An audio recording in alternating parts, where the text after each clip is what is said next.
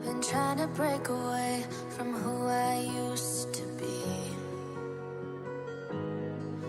No, it's harder than you think, but why's it gotta be like that?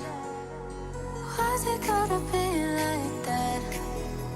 I took all the love in my heart, one step forward then back. Why's it gotta be like that? I've been up for long, 'cause I keep my feelings on.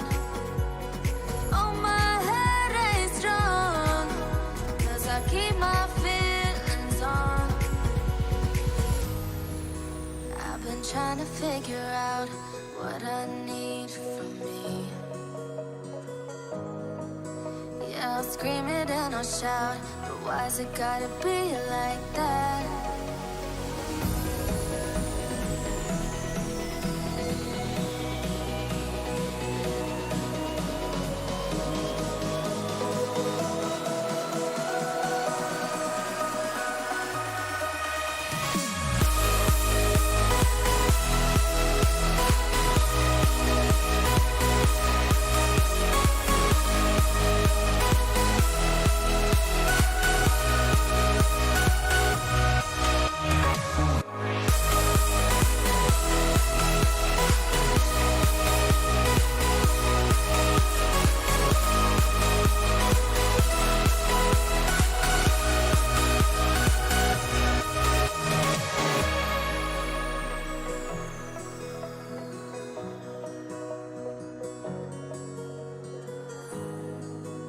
I've been trying to break away from who I used to be. No, it's harder than you think, but why's it gotta be like that? Why's it gotta be like that? I took all the love in my heart, one step forward then back. Why's it gotta be like that? I've been up for long, 'cause I keep my feelings on. Oh, my head ain't strong, 'cause I keep my feelings on. I've been trying to figure out what I need from me. Yeah, I'll scream it and I'll shout, but why's it gotta be like that?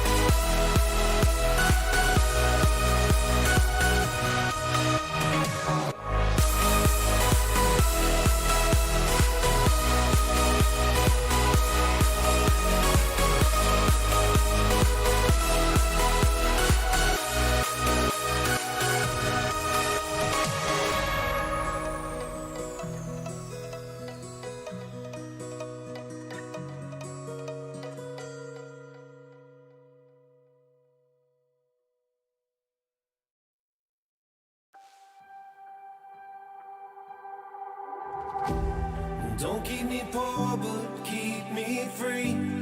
Help me know who I am supposed to be. Show me which flowers to plant in my garden. Tell me the truth and skip the lie. Either way I can tell by the look in your eyes. Help me remember the dearly departed. Can we build a mansion?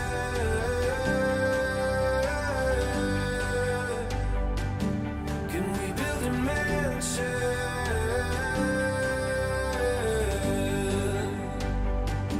And open every window, every door for all that have been. It is mentioned by PRD. It's 10:14, and wow, let's see if we can get through this one. Here we go. Welcome.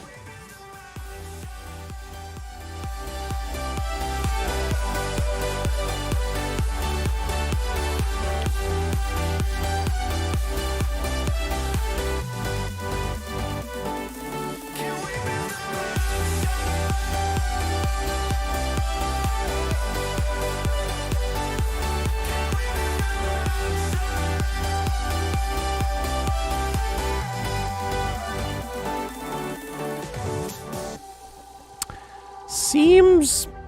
I'm not gonna lie, but hi to the new people who've joined. It's cool to have you. Weird entry message though.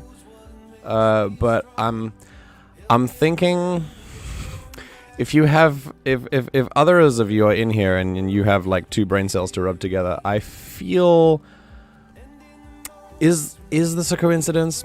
Is it?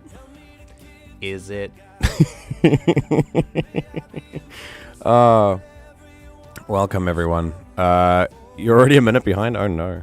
Wait, the stream buffers for you? Is it too high definition? Is that the problem? But hello everyone, and welcome to the Everything GM broadcast. If you're new, welcome. If you're not new, welcome back. And no matter what time of day it is for you, morning, afternoon, or evening, I hope you're having a good one. It's been an interesting time in the Everything GM community. A conversation unfortunately went off the rails, but brought it back, and right now we're kind of taking a break from it. I don't want to get into it on stream, so please do not try. But hopefully it is resolved for now. Do not think that the community is not well moderated or well regulated. So, yeah. I was also moving around the shops. There's probably just a couple dead spots. Yeah, maybe there could be a few dead signal spots. My 2 brain cells are on other sides of my noggin right now. Sleep didn't happen again, so you know. All right.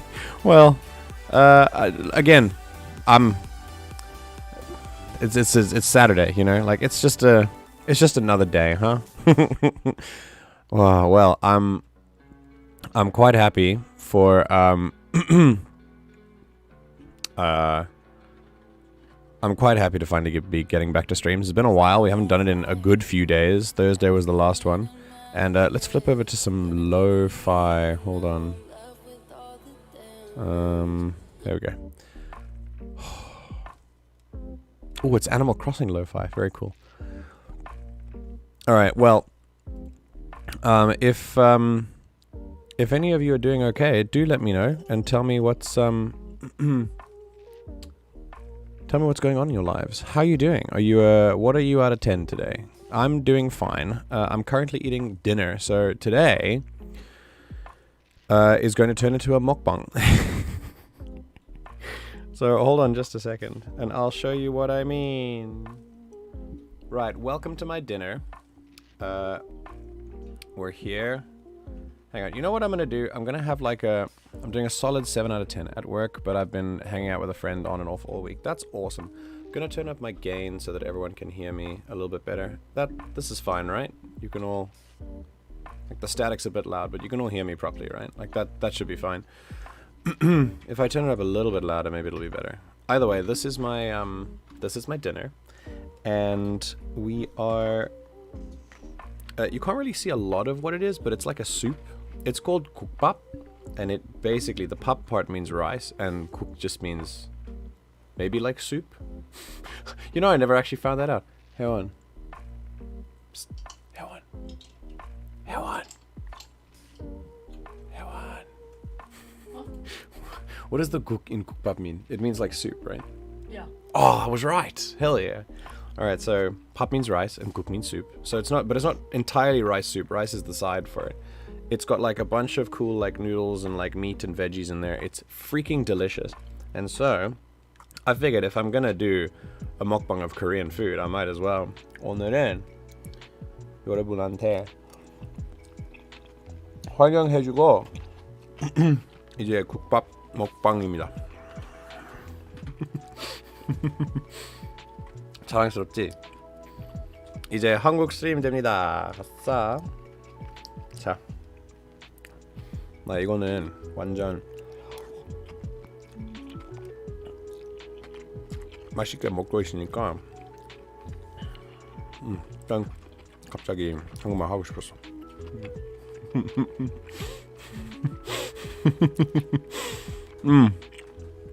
So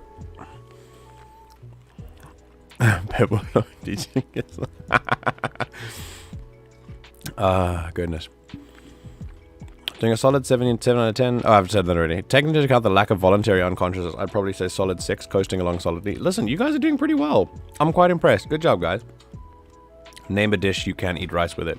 Yes, true. I mean, that's Korean food for sure. Also, for those interested, I'm literally just introducing the stream again in Korean, so you're not missing anything. And Hewan says she's so full she's gonna die because we've had the same meal, and they give you quite a lot of food. So yeah, don't worry. I'm not I will always translate and explain if something happens that is Korean in nature.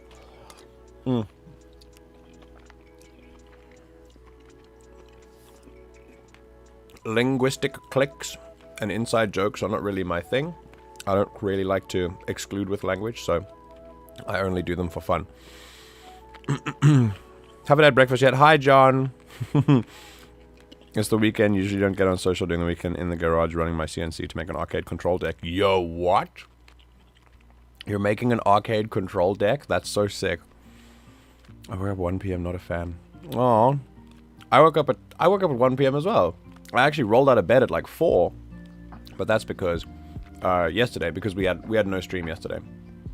I had an emergency to sort out, but once that was over, I rolled into bed at like, I collapsed into bed at like, what, 5 in the morning? So I needed it. I definitely needed the sleep. Bloody love rice. I can have just eaten rice out the pan. It's such a first-star pile of grains. It really is. You can eat it with so many things. I would recommend against eating white rice, however, which is all Koreans eat, unfortunately. I would love to put a few whole grain rices in my diet, but Koreans really, really love their white rice, and unfortunately puts me at a very high risk of diabetes, which is already in my family. It's what I do as a side hustle. You build and sell arcade stuff. That's freaking awesome. Okay, if you're gonna be real Korean when you eat stuff like this, let me show you. Hang on. If you're offended, I apologize.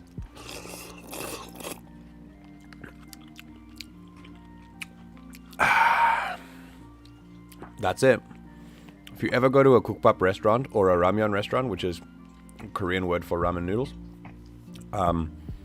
that is all you will hear. Noodles are slurped. Kukbap is slurped. It's all just eaten super messy. So that's what happens. It's great. White rice is good. It's also the worst rice for you in terms of health. Which is very unfortunate. Oh my god, I'm so full. I don't know if you guys heard that, but... Note to self, take headphones off when eating around Koreans. Oh, take headphones when eating around Koreans. If you get overstimulated by, like, food eating sounds. Noodle restaurants are, like, the best for this. But yeah, probably a good idea to bring something to cancel it out. Just, it's just a culture thing. It's actually got 2 reasons. There are 2 reasons why you slurp. Loud noises are compliments to the chef. It means, like, you're eating really well. And a loud noise is also because a lot of noodles are hot, and a lot of Koreans both A, love to eat hot noodles, like piping hot noodles, and B, are always on the go. So there's no time to wait for the noodles to cool down after you've cooked them. So literally, and slurping as you go sucks out all of the heat as they go in. So it's magical how it works, actually. It really, really works well. But nowadays, many people wish that actually, like, it's not a good thing. Oh, really? Are they changing? Interesting. Like, it's called the 면치기. Yonsiki? You put a whole clump of noodles just like, and then you slurp the rest. Yeah. Like you bite it off? 치다, slap. You. Slap the noodle. It's called the eating technique. I've been told is called the noodle snack, the noodle slap, which is when you take the noodles, you shovel them in, and then you slap them in. Don't cut at any point. And you don't ever cut, yeah. It's slap. It's absolutely... It's iconic, honestly. I love it. Oh, you're going to a Brazilian steakhouse in a couple weeks? That's so cool. Oh, wait. What do Brazilian steaks taste like? I'm interested.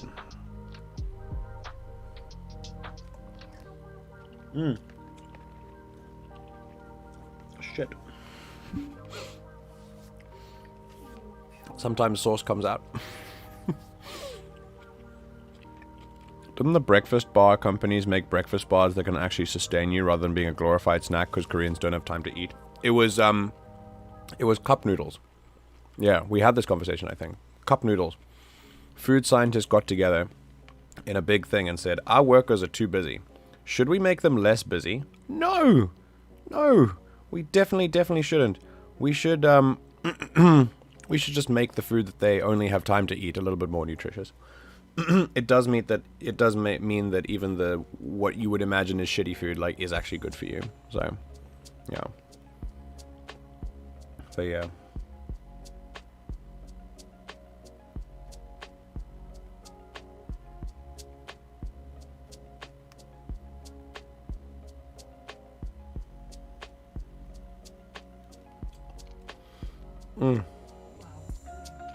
Wow.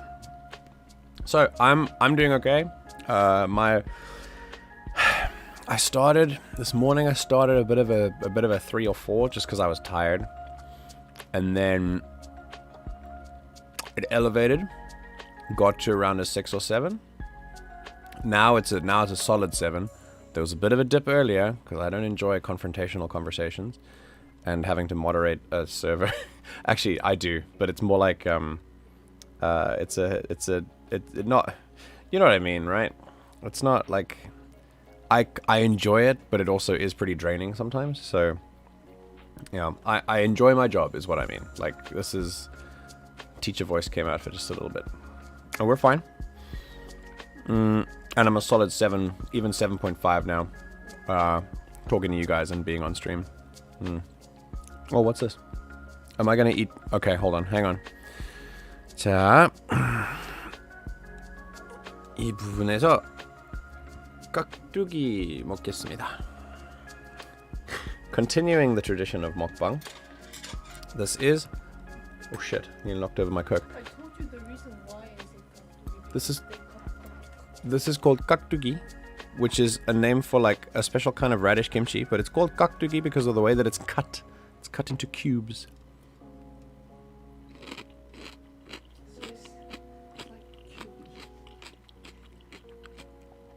I love when I chew, it literally like bulges my face. Does anyone else have that? I feel like it's just me. When you chew, do your muscles here tense up? Like they're tendons in here. What happens when I chew? Have you never noticed that before? We live together. How have you never noticed that? Stop. You know, chimchangman is like the closest one who is bald. Like bald guy. Yes. When He also does that. yeah. Yeah, I And thought it was... He has no hair, so I 자, 한 번 더 먹을게요.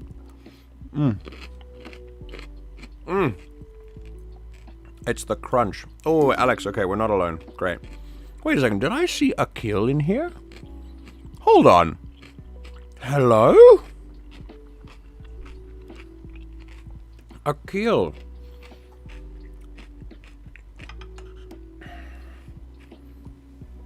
It has been some time, old friend. How have the mountains been treating you?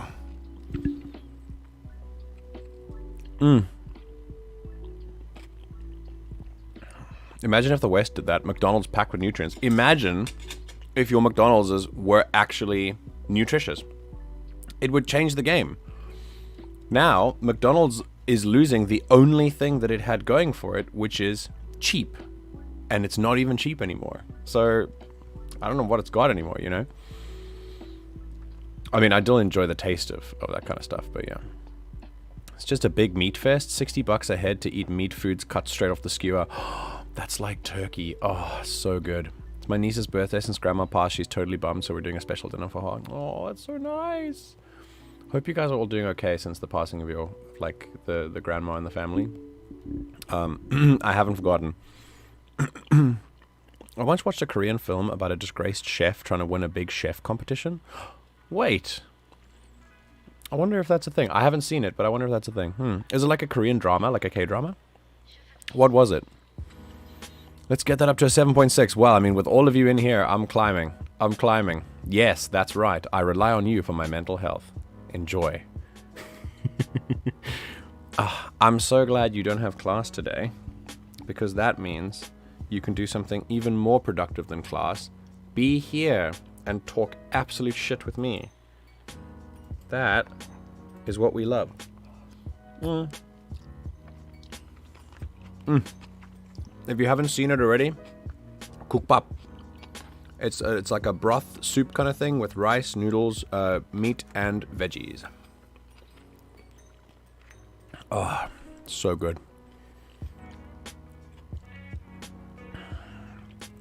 I chew gum to practice eating before a buffet.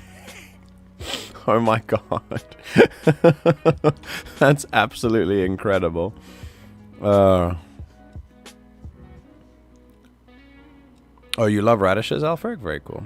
I can imagine McDonald's being nutritious. I've been to Macca's in Australia. Is it actually good in Australia? Because I will say, again, same Korean like thought processes, but Burger King and McDonald's are like good burgers here. Like they really are good. I think I've seen some clips of that. Oh, the chef thing? I've seen a lot of K-dramas come up on my TikTok feed recently. Macca's. Australian Macca's looks so good. Also, just Macca's is an infinitely better name for McDonald's than Mackey's. Macca's is like a... You can't say the word Macca's without sounding outrageously London. What? Exactly. It's a cheeky Macca's. Surround with your cheeky Nando's, yeah? Your Macca's and your Nando's.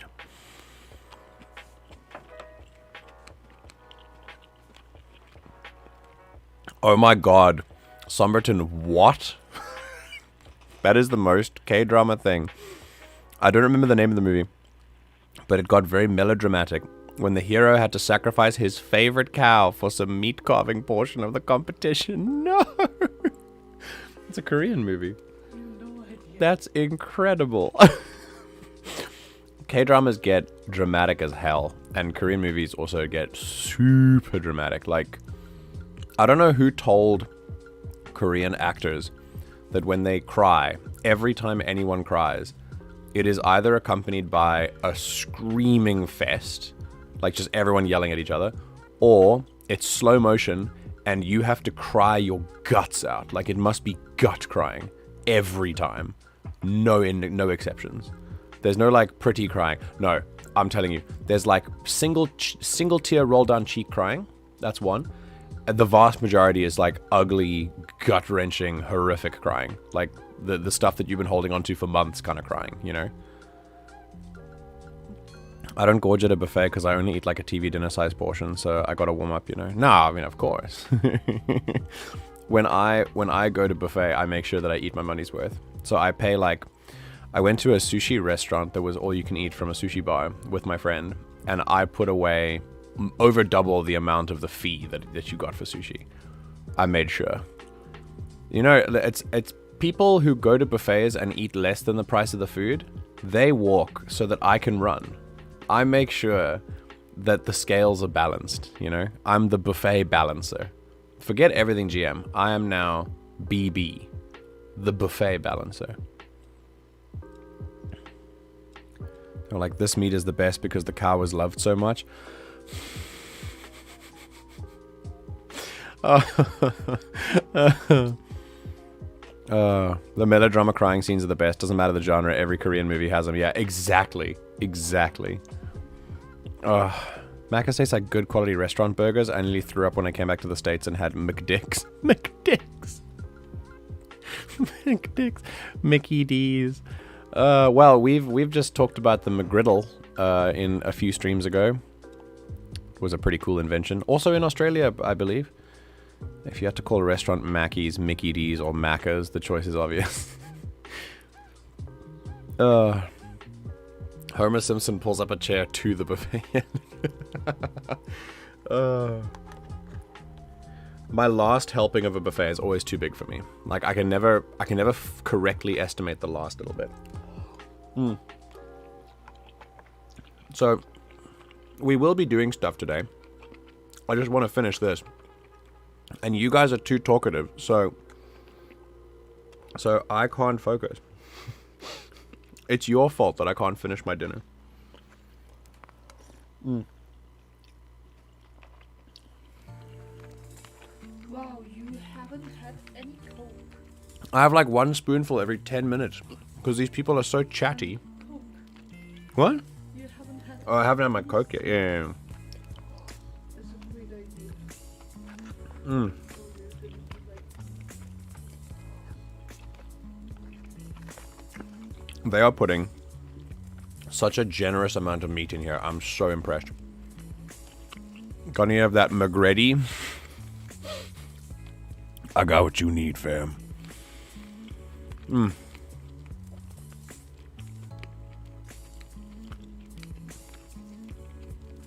All right.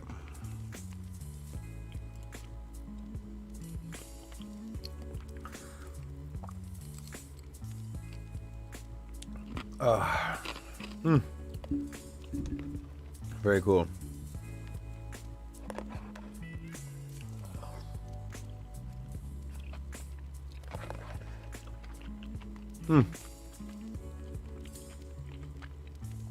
I am being fed a generous amount of meat, yes.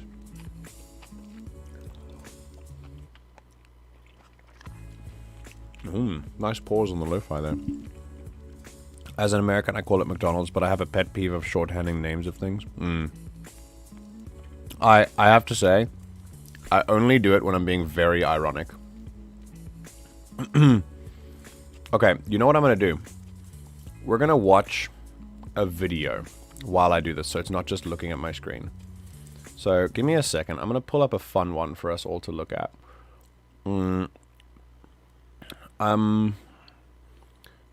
Let's see. There's a video about the,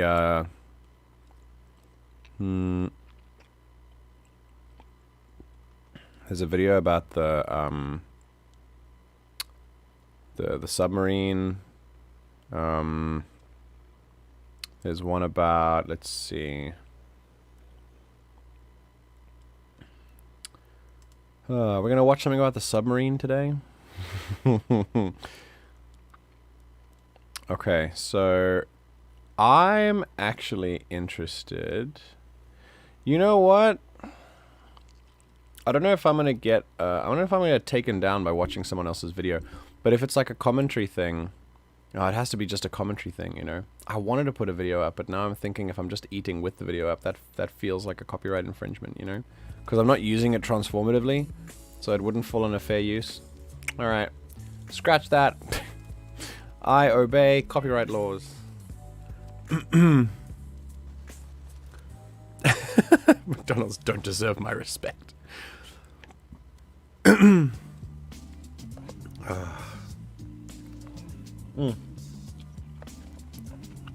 Australians do shorten everything, except the pronoun she, which they've lengthened to Sheila. Just, that's etymological and true, of course.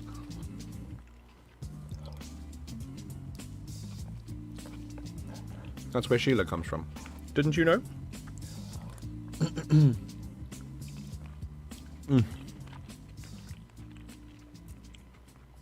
I can't pause a lot if I'm also eating.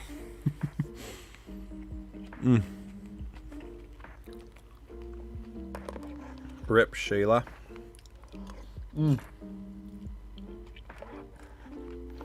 I do enjoy the rare moments that Akil's Australian accent comes out. Akil, did you move yet? Like, are you going?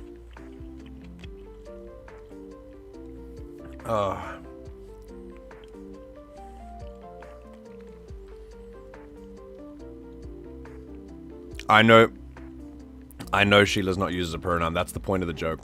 I was just making a joke. It's fine. You're moving in August. I remember. Okay while chewing.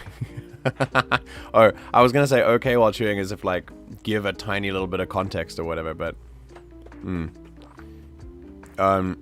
No, I'm stupid. Don't worry. The joke was stupid. So anything you could say would be smarter than what I said.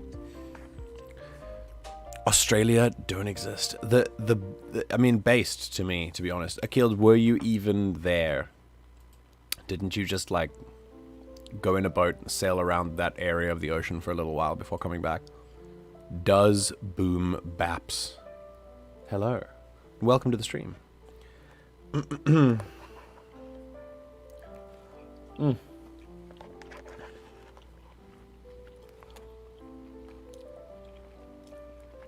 Alrighty.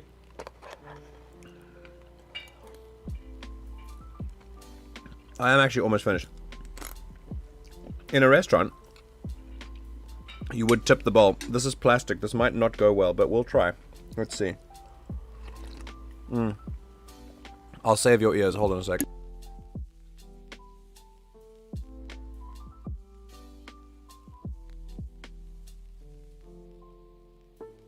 This soup is rich with flavor. I cannot describe it. I really can't.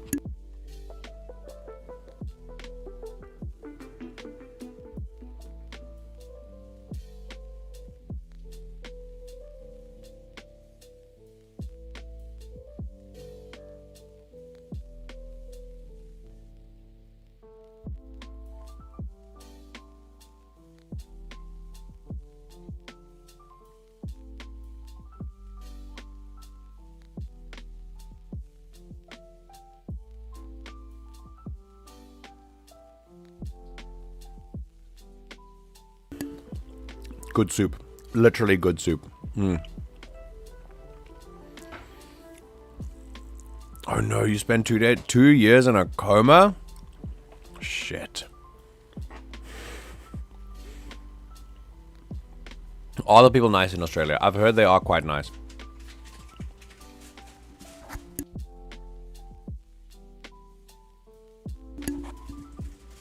Okay. That's enough. See if we can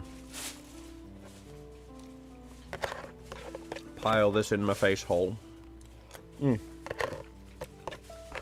Also, part of the ingredients they give you as like a side dish are these shrimp. They're teeny, literally like that size, teeny tiny baby shrimps, and they literally are just there to provide salt, like a salty texture.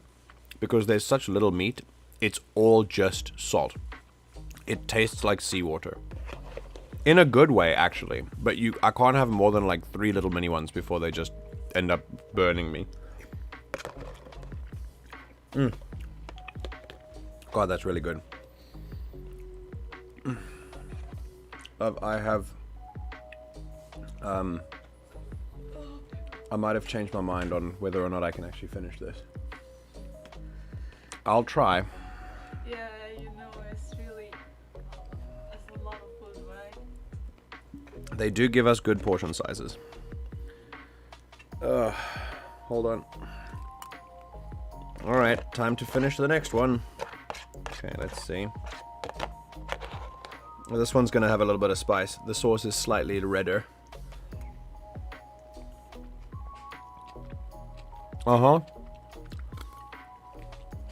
That's gochujang.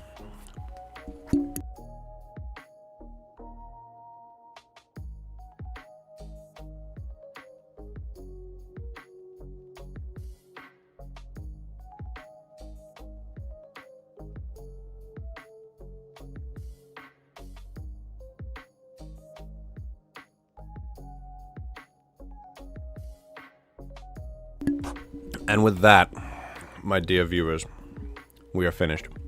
Now, I will move on to the coke. And by that I mean cocaine.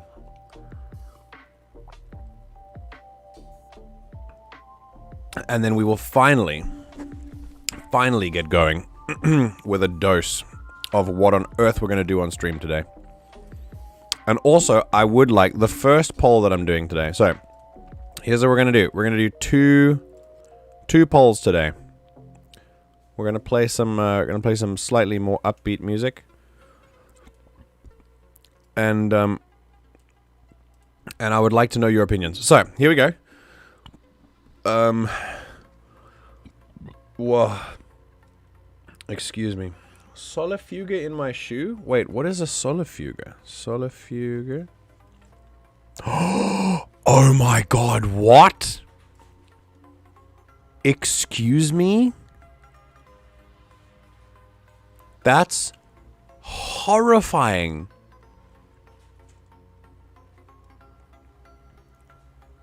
Bro, in your... Whoa. Dude, it's a bit too late for that. I'm scarred now. Jesus. That's wild. Whew. Wait, 50% of your TikTok views come from Sydney, Australia? Really? That's amazing. Ugh. So this bug is what John found in his shoe just now. Yeah. It looks like crap. It looks like a crab, yeah. Guys, if you've got a thing for fearing creepy crawlies, it's a really weird, like, it's a type of camel spider. Yeah.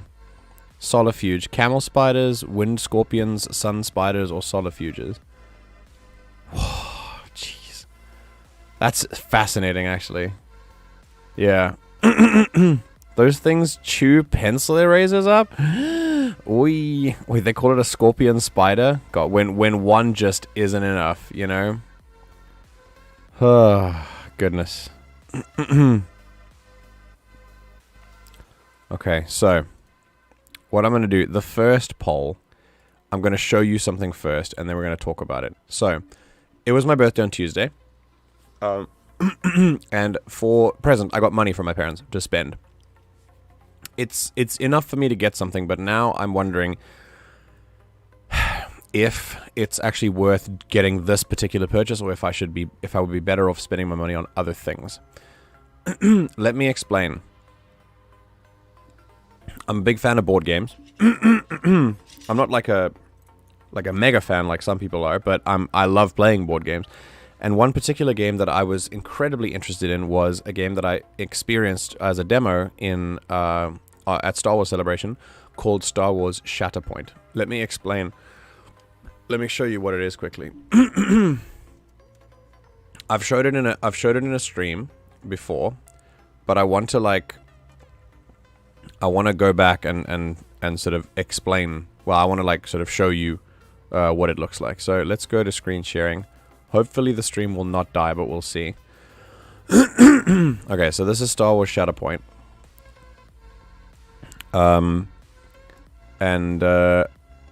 Oh, they don't like people, but they can't hurt you too much? Okay, well, that's good. Alright, so basically, what's in here is the following. So basically, it gives you... It's basically a... Let me put the video on in... I'll put the video on first, and you can have a look at it. Can't use music, I don't think, but this is what it looks like. So, this advert we saw literally all over the convention. Like, it was literally everywhere. So, it's literally just a mini game. So, it's a war game, basically, with miniatures that you paint yourself. You paint the terrain.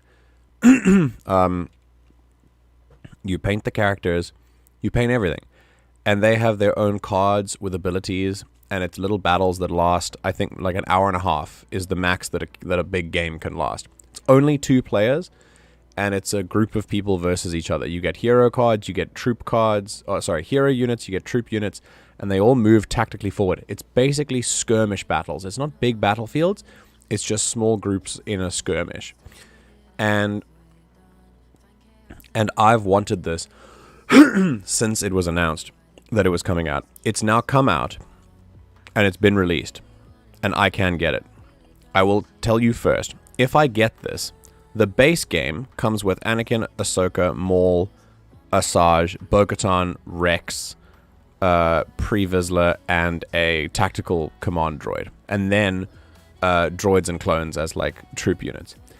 In this game, the figures come unpainted, so I will have the pleasure of finally being able to paint my own minis, essentially, which I'm very, very excited about. And just the potential to be able to do that is really cool, because I've never been able to do that before. I'm not very good at painting, but I feel like I could put a lot of good time into this, you know? So I feel like it could be fun. Here's the kicker, though. So I have felt, first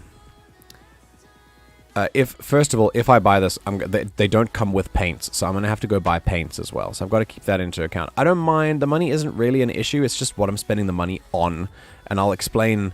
Things will be made clear in a few moments. So I would buy this. There are a lot of expansion packs, as there always are. I can get Padawan Ahsoka. I can get a terrain pack. There are two terrain packs. And I can get the 2 expansions out, which are currently Obi-Wan and some special clones. I think Cody is there as well. And then Dooku and Jango Fett, and then some Magna Guards. So those are the expansions. Here's the problem. The store. The problem is the store. This is... I want you to... Oh, God. Don't dox myself. Jesus. Gotta go to the shop. So the shop itself is... the shop itself is here. And if you want to get this, it's $164.99. It's $165 for this, right? So it's not about the money. I need this to be made clear. Like, I have enough money for this, so it's not about that. It's just about like what it's being spent on and whether it's worth the purchase. $165 is perfectly fine for this, but it's not $165 because I need to ship this to Korea because there are no stores that sell this here. So I went off to the address page, I did my thing, and then it gave me a shipping cost. And the shipping cost alone starts, like FedEx standard shipping, is $61. Almost half the price of the product itself is just getting it here. And that feels like a waste of money to me. Even though I feel like I would have so much fun with this, and I feel like I am gonna buy it, I need some, like, assurances from you guys, you know? I don't know if I should. Akil, you have hit the nail on the head. If you think I'm not gonna paint these bad boys while I'm on stream, you have another thing coming. I'm doing this. I'm absolutely doing this. The amount of people I know for a fact are going to make Ahsoka about as white as they can make her. Unpainted Ahsoka. Just grey Ahsoka. Which Ahsoka costume is in the default pack? It's Clone Wars Ahsoka. Like Season 7. The one you see on the cover. MJ, is there a way to, like, donate some money to any of this? In the interest of transparency, I have always... I've always had a donate page open. It's on like there's a button at the start of every stream that you can click on there. I've got a buy me a coffee page. It's always been there, but it's never really been something that's been used because it's not the primary goal of what I'm doing, and I can't do it full time and also live in Korea because I don't have the right visa for it. I need to have a full time job while I'm here. It is there. But yeah, like I said, I've never needed it. It's never been a thing like I need this because I have enough money to sustain myself. Yeah, it's completely optional. And also no. Look, the option is there, but like, I mean, look after yourself first, you know what I mean?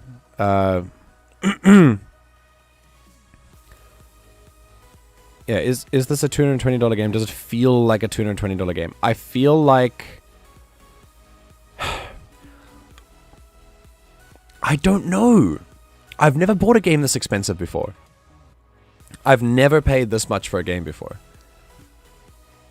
Like, for a video game as well. No video game is this expensive. So I've never paid that much. And I'm going to have to pay more for paints and stuff. So if I am going to do this, this is going to be $300 easy. And I'm like, is this necessary? You know, like, is this, it's going to give me so much fun, but like, here's the thing, blowing that much money at one time is really hard for me. I don't enjoy, I enjoy doing the thing, like, I enjoy the product, when it arrives, like, but yeah. So like, I spent this, I saved up all year to be able to afford this laptop that I'm currently streaming on, while I while I was working. At the end of the year, at the end of my contract, I saved up and bought this, and this was like, I think this was like a $2,000, like $2,200 laptop or something, or like around the 2,000 mark, and I was like, my heart was racing when I bought it, because it's such a dangerous thing to do, to blow that much money on something, anything at one time. For me, it just gives me so much anxiety because I know how valuable my money is, and I know, like, I need it for food, you know. So yeah, I get scared when I drop like big amounts of money on things, but yeah,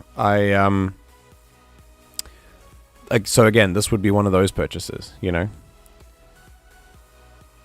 It looks like Season 1 of Ahsoka is an expansion pack. It is. You're correct. If it's not in Korea, will you be able to play it with anyone? Will it mostly be for painting figures? No. Here one's next to me. Like, I can play it with her. It's for 2 people. So the box comes with the capability to play 2 players. So we'll be painting together, essentially. And I really think that it's going to be a lot of fun. But yeah, whether it's going to be about the, let's see. That Season 1-2 Ahsoka costume just gives me so many icky vibes. I hate everything about it. Yes, same. I'm looking at similar games like Warhammer or Lord of the Rings, and that price sounds about right. Yeah? Are you sure? Yo, okay. I mean, I get it. Then maybe I should. I got you. I tend to be inclined to contribute my own money to something I invest my time into. Watching the stream and enjoying the company is something I'd be proud to send some bucks towards. That means a whole lot, my man. I am someone who I hate money so much, and I think it's because of that hatred of it that I understand its value. So that you would drop some here is amazing. My plan. The problem is, as soon as the community starts dropping money for me, that's when it becomes less of a. I always want to feel like we're friends here, right? I don't. I don't. I know that we're not connected in person, but I've always felt a need to make a community of people that I can connect to and consider people that I enjoy, and not clients or customers that I have to entertain. You know what I mean? So, so long as the. Yeah, and I worry that if we start being something, even though the page has been up since the start, like the donation tick has always been there, it's always felt like if we start doing it, then I'm worried that it might have that connotation underneath, and I might become more of an entertainer, like, for that, you know, which I never want to be. I never want to attach the entertainment value that we bring for each other to a monetary transaction. The idea that I did have was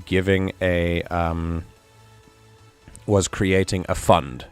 So if we are going to start donating money to each other, or donating money to the stream and to the community, I would make it part of a fund that you would apply to if you needed money from it for a purchase. And that would, I know everyone needs to make rent and like buy food and things, so of course it would be for things like that, but I'd like to think of it as things that you can buy that give you joy and that give you fun. So I would not be opposed to creating, if there was going to be money donated to the stream, that it would be used for the benefit of people in the stream, including myself. But I like to, democratize and equalize. So that's my thinking. Maybe just kickstart the $60 shipping cost so you feel better about buying the game. That's an idea. I might do that. I might create a goal. I have $30 that was on day one of my launching the platform, the Buy Me a Coffee platform. One of my friends, old friends, gave me $30 to like start that up and make sure that I had something, which was super nice of them. So yeah, I that's still sitting. So half the shipping is paid, I guess. I'm I'm not sure how to extract it exactly. I haven't quite done that yet, but I've just kind of kept it in there.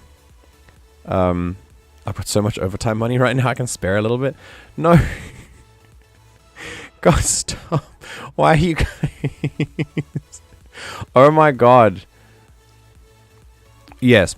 So, I think, I mean, honestly, while we're talking about Star Wars Shatterpoint, I guess this might be the good time to announce it then. I'm going to put this in my phone as like an actual thing to do, and we're going to, while you guys are here, I'm going to possibly open up, not on stream, I'll do it after stream, maybe tomorrow,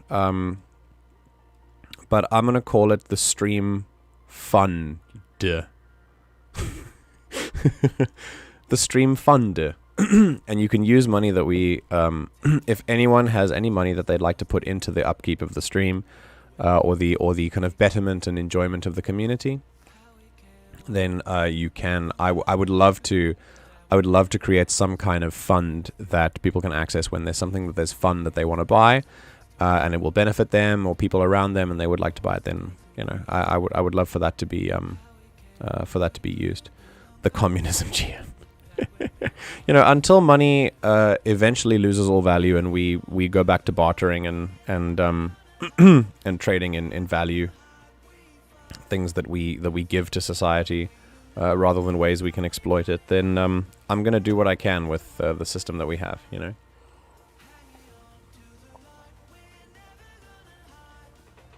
or maybe one day no need to even trade. We can just give people things because it's good, because it's nice. Is that too lofty of a goal? Maybe. Either way, I'm sitting here. The first poll was going to be, should I buy this? But, I feel like that's already been made. So I'm going to start... It's been an hour. So I think for the last, hour... Maybe I've got 2 hours left on the stream, I think. I'm going to start a poll and say, time to actually do something. I'm offering Divinity... which is basically a D&D RPG. It's very fun. I've been playing a lot of it. And I'm very excited to show a lot more. There's also the, there's also, what the hell else did I put up here? Hang on. No, not here. I'm going here. Yeah, so essentially, I think what I'm going to do while that page loads up is... I think I'm gonna buy this. I'm gonna use my birthday money and I'll buy it. And I think from this, I truly appreciate all of your wishes to donate. If you'd like to, you may, of course. That's always welcome. But I will never, ever, ever let this be... I don't want this to be a business. I want this to be a community. And in every sense of the word. So financially, if we can help support each other with our finances, that's what I'll do. And I would like to, make this as not business as I possibly can.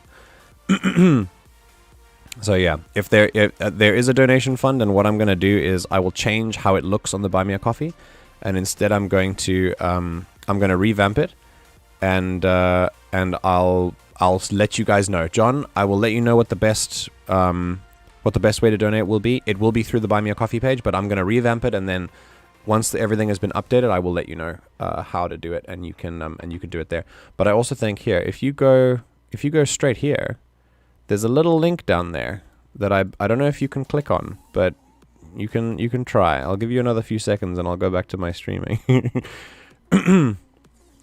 But yeah, I think this is the I think you can click on that if that's a link that you can click on. I'm not sure, but yeah. Anyway, so yeah, I hopefully the stream doesn't crash. Let's see. Oh, okay, cool, we're fine.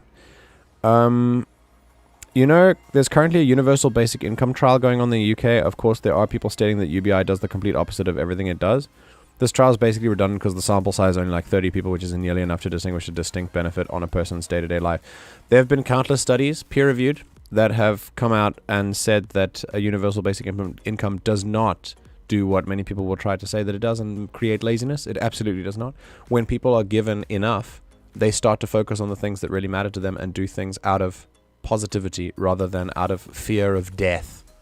So in every single place where universal basic income has been done, a marked improvement of that society's inhabitants has been noticed. And it's even if you are then going to force them into jobs, the problem is universal basic income must be combined with better working conditions, because if the working conditions are shitty, the universal basic income will create people who don't want to do the shitty jobs. So jobs can be created that are less shitty and with a universal basic income, and that will work a lot better. You cannot, and I think this is the thing that pisses me off the most. People think that just doing one revolutionary thing will change everything. That's not how it works. It's all connected. You have to change a lot at one time if you're going to create the kind of change that you think. Because if you change only one part of society's inequality, the rest of the inequality that we face will patch up the cracks that the new equality you've brought in has created. You have to cure multiple forms at the same time, which is why you have people like me who advocate for an entire destruction of the system rather than trying to fix things within. I didn't know what happens. I just stared at the screen. My bad. Oh, so when you go here to like my starting screen, there's a support me button on the bottom left, the little yellow button with a coffee cup. I don't know if you can actually see it. Maybe it just hasn't. Oh, it comes up. I don't know if you can click on it. Love, can you click on that? Oh, can you? No. Oh, that's so sad. Okay, well, in that case, I'm gonna turn it off then. So I'm just gonna invisible it. Because I'm not gonna delete it. I'm just gonna invisible it. Hang on. And we'll fix that later. But right now, sorry, we're just getting live video editing. UBI is an objective good for everyone. After a few months, it starts paying for itself because that money goes right back into the economy. Simple as that, really. People who have more spend more. That's been shown. I respect your stance, and that's why I would donate. It's just money. It's funny paper. You are right, and I only ascribe value to money because we have all collectively decided that that's what we use. Until such time as it all dissolves, which I believe that it will, we must use it. But yes, it is funny paper. Look, worst case scenario, you hate the gameplay and you end up painting the figures ugly, but that's whatever. The not knowing if you would have loved it or not would be way more painful. You are right as hell. I'm gonna insta-buy it just on that. It's gonna be great. Goodness. Right, so we got Divinity, Music Analysis, or Reading Corner. Okay, that's what I wanted. So Divinity, Music Analysis, and I'm gonna buy it. Okay. So I can either play a cool little, and I say little, it's huge, a cool D&D RPG, and we can chill there, or I can do some music analysis, or we can do some reading, or we can just chill if you want. We can just keep chilling, because this is fun too. So I'll ask you guys. You let me know what you want to do. The poll is up. I don't know the nuance of UBI where I'm at things a smidgen different. Explain. Let me know, because I'd love to know what your perspective is on it. We're socially conditioned to accept the silly green paper is valuable, so until we all collectively agree it doesn't, and we toss that system in the volcano. That's just how it works. Precisely. I was at a terrible disadvantage several times in my life and had little issues shooing myself into a spot in life. Ah. So you didn't have a lot of let me bring down the music a little bit. Now we're back to chilling. Are you saying that you didn't have a problem bringing yourself back into a state where you could like get a leg up again? What's the I was socially conditioned to create value to earn. There are a lot of factors at play here. A lot.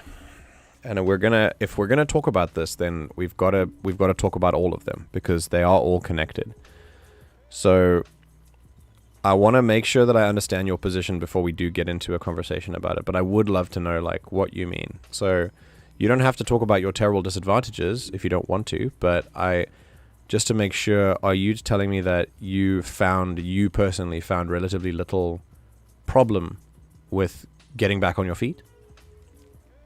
Like you found that it was easier to get back on your feet? This feels like what I'll be like next May during the election. Vote for the party that's more likely to win, or the party whose policy I vibe with more. That's what it should be, for sure. I think you're valuable, and I don't know what you create except arcade machines sometimes. John creates printing parts, I think. He does like a lot of 3D printing and like design and like stuff like that. It's really cool. But also that. Akil has kind of jumped the gun on what the point of my conversation was, but it essentially boils down to that. You are more than the labor that you create, you know? Also 100% correct that we are socially conditioned for value. But like I said, there are a lot of factors, so once I understand your position more, I will be able to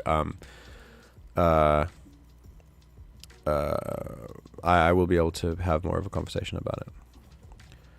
I'm a convicted felon, wrongfully imprisoned for 8 years. I've been out for 8 years. I own my home, married, have a career, and currently waiting on several models to hit a value ceiling. Damn. Can't jump the gun. We don't have those here. Those are just two wildly different statements all at once. Wow. Wrongfully imprisoned for 8 years? Yo. This might be a strange thing, but it does explain your outlook quite a lot. I've seen that you that you have a real positive outlook. I know a lot of people who've hit like rock bottom in that sense, and they come back as just like some of the best people if they find a way to come back. Yeah. Okay. To summarize what has been going on. Or to summarize what I'm trying to, I'm also curious about what Akil said, how you actually built yourself back up. But to summarize what I'm trying to get at is your story is nothing short of inspiring. For every one of you, there are possibly 1,000 that didn't work out. And what we are trying to do when we talk about things like universal basic income or welfare programs or a complete overturning of the system is make it so that, number one, more people who are put in positions like yours can create value that you have created and can get into a situation where they are as comfortable as you are now. And number two, we can create a society where less of your situation happens anyway. And one of those ways that we can do it is by giving people enough at the start so that we can bridge that gap of inequality a little bit more.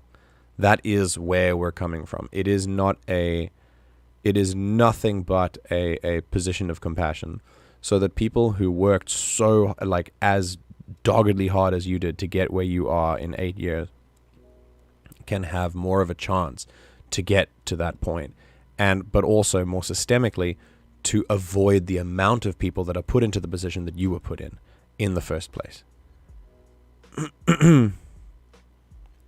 My motto is, if you want something you've never had, you have to do things you've never done.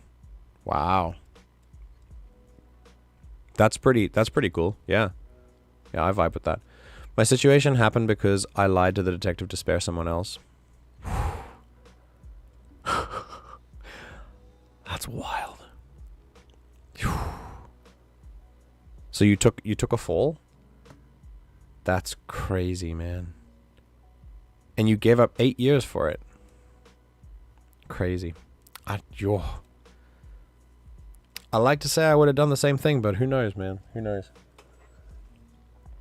You never really know what you'll do in that situation. Wow.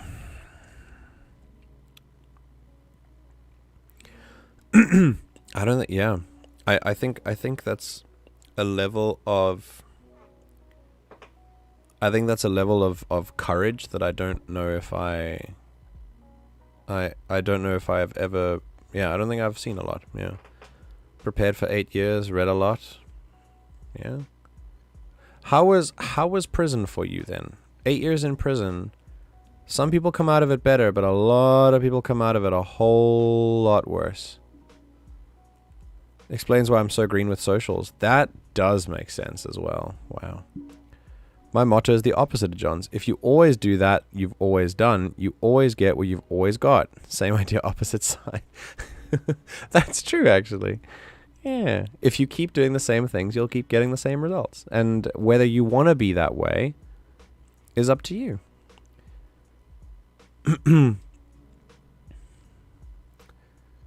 Yeah. There's a lot at play which comes into your a lot of okay, yeah. What I'm trying to what I always think of when we talk about people's sort of success stories and rising out of terrible adversity or conditions, we should always look at first the amazing sort of power of the human spirit and, you know, indomitable will and all of those good things that led you into that place and sort of got you into a place where you could be comfortable. All right, cool. All right, if you BRB, I'll stick with the I'll look at the poll quickly and see what's going on. Have I ever told you the definition of insanity? Aren't a lot of American prisons banning books or libraries? I'm not sure about that. Damn, we got a tie vote for music analysis and keep chilling. All right, all right. Well, so do you want to keep talking about this stuff? Do you want to play a game? Do you want to do music? What do you want to do? Oh God, it's Heron's vote. Here we go. What's she gonna do? No. What's she gonna do? She tells us if we keep talking or if I shut up immediately. Oh, she closed the stream. Oh, that's great. That's awesome. I'll wait for John to get back because, you know, obviously there's a conversation with him. But we'll see. Oh, go on. You know you want to vote. Go. I'm curious about John's story because we had a guy saying the same stuff over in my chat. Turns out his bootstraps were his parents paying for stuff, so I hope it's not something similar with John. We'll see. It doesn't feel like the same from what I've spoken to him about. Yeah. I have nothing to do for like the last hour of work. I'm so bored. Oh, well, you're here. You're with us. You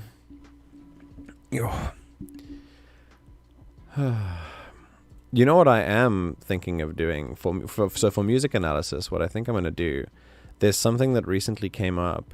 There's something first that I'm going to do with which was words. Something that I'm first going to do is something that Ash suggested for me, which is take apart some of the character themes that have been sent my way for my characters in my Star Wars tabletop game, and I would break them down and tell you why they're reminiscent of the character and like what kind of feelings they're supposed to bring out in you when you listen to them with the context of the character that they're for. And the second thing that I'm going to do was recommended to me by Taters, which is a website that I have been introduced to lately, which I think you would enjoy quite a lot, called Forgotify. It's basically Spotify, but there are, I think, 36 million songs on Spotify which have 0 viewers, like 0 streams. And Forgotify tracks down those songs and helps you find them. So if you go to Forgotify and you just, I guess there's a button. I haven't actually been to the website, but apparently if you go to Forgotify, there's like a button you can click and it'll randomly select a song that has 0 streams. And I thought we'd break that down instead of use, do music analysis for that. I think it'd be quite fun.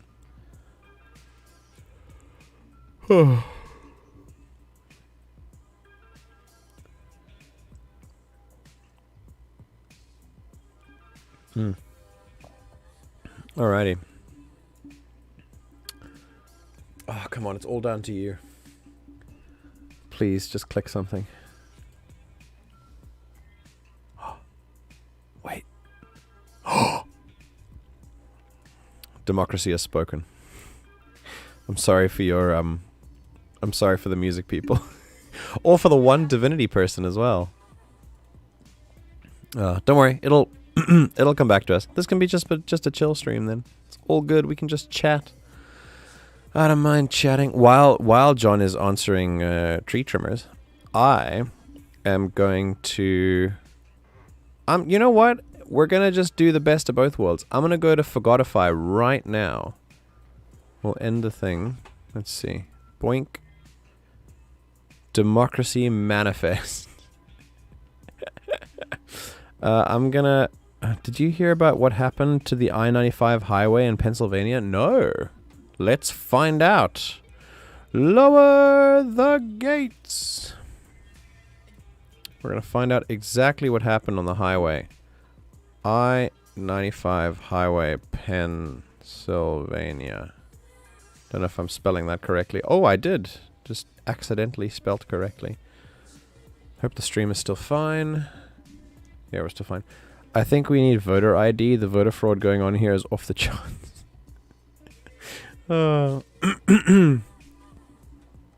Listen. It's not my fault, alright?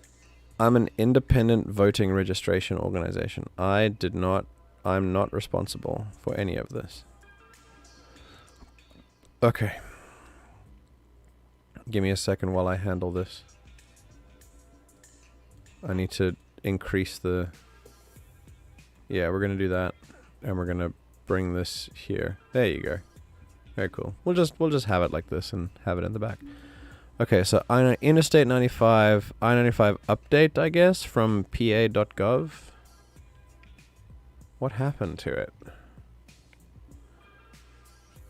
Okay, so let's look at the following travel restrictions will be in place. Interesting. Is it a protest of some kind?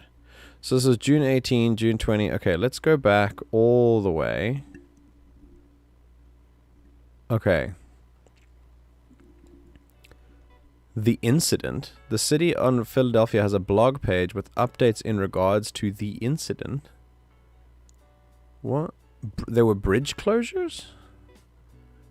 The following closures and detours if you are traveling on I-95 in the area of a Cotman Avenue exit. Police will be located along the detour route. Expect delays. Issuing updates to its transport expanding services. Interesting. Let's keep going. The partial collapse? Yo. Okay. Okay, let's read the blog page. Let's see. Yo, there was a partial highway collapse.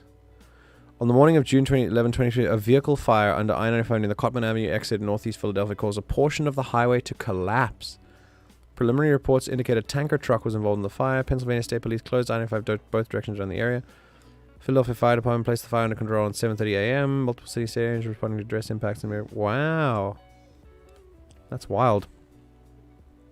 Wait, but the I-95 seems like a big road though. So is it just terrible? It must be awful for anyone to get around. The Shapiro administration? Oh my god, please. Can we never hear those words? Please, never. I live so far away and even I would feel it. Oh my god. Status update. Okay.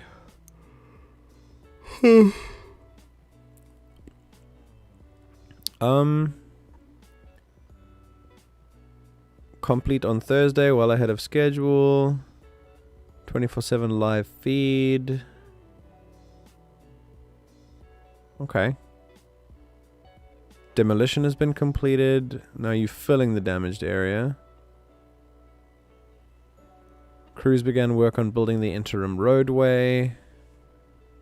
Very productive day. They weren't even delayed by thunderstorms. That's pretty dope. Okay. And then highway reopened safely. Okay. And then I guess... Is that it?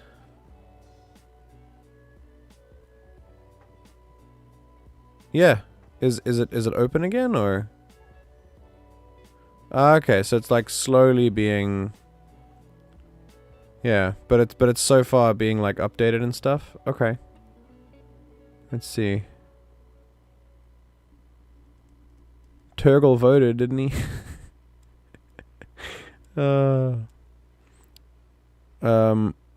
A semi caught fire right under a bridge which caused a collapse. Yeah. It's one of the major highways for the Northwest.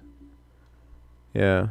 Took them 12 days working 24/7 with union workers to fill in the collapsed area enough to reopen, which is unheard of. 12 days to repair a highway is wild.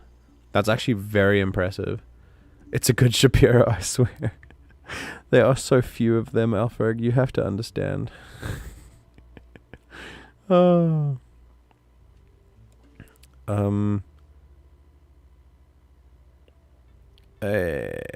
God. Okay. You know when the UK introduced voter ID laws based in order to get gerrymander elections while using 6 cases of voter fraud as the excuse, and it backfired massively on them at local council elections? I do remember that story. That was awesome. Okay. So, yeah. I mean, that's pretty cool. Do I get to watch what happened? Oh, it's live. This is live feed. Lamau. There are 1.1 thousand people watching right now. That's crazy. Alright, cool. I'm going to go to Forgotify. Let's see. Forgotify. Let's see. Discover a previously unheard Spotify track. Okay. Millions of songs on Spotify have been forgotten. Let's give them a new life in new ears. Yours. Damn right. Here we go. Okay, so currently Mac Davis on the album Song Painter has Contributing to My Delinquency Part 2. Okay. We're going to get a preview and then just keep going. I don't know how loud this is going to be. We'll see. Wait. Can I play the preview? Oh, it's trying to open Spotify? No, we're going to open it here. I've got to sign in. Ugh. Don't open the app. Open this. Hang on. I'm gonna log into myself. I think I do it with Facebook. I'm not really sure. Yeah. My email's advertised. It's fine.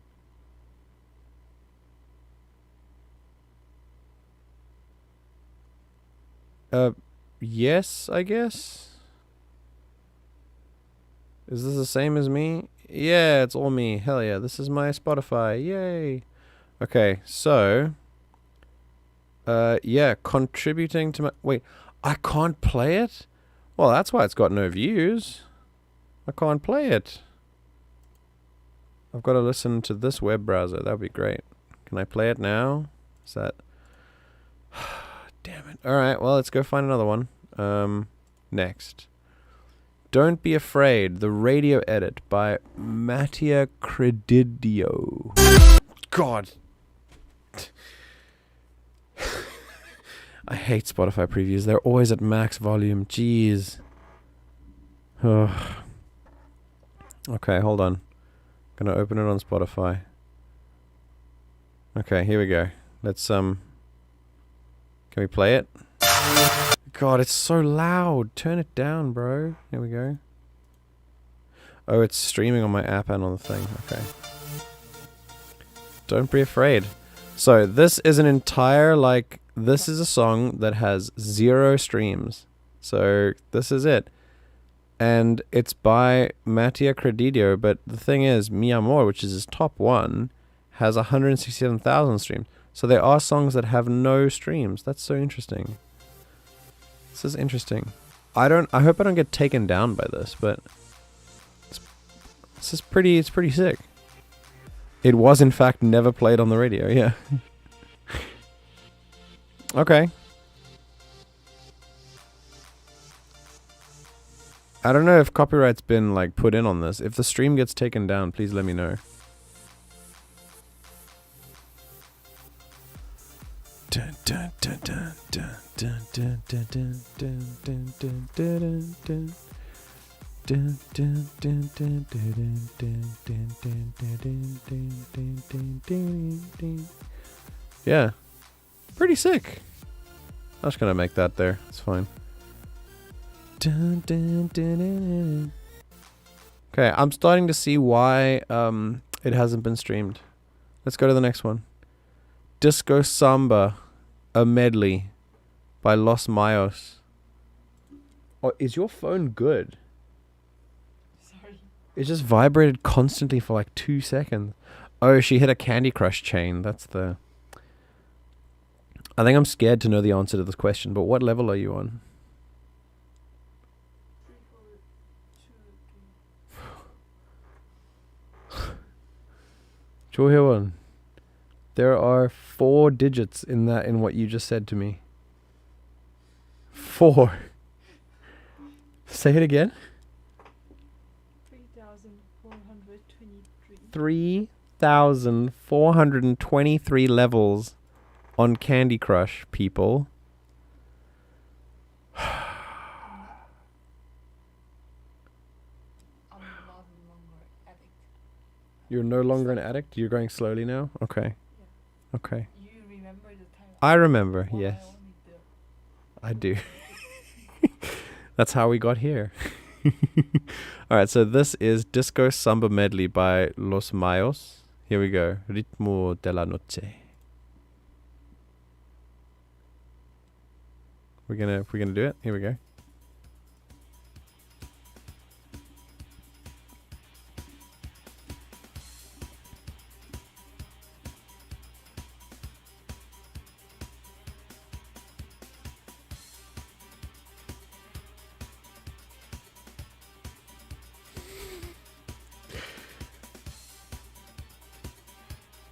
Oof.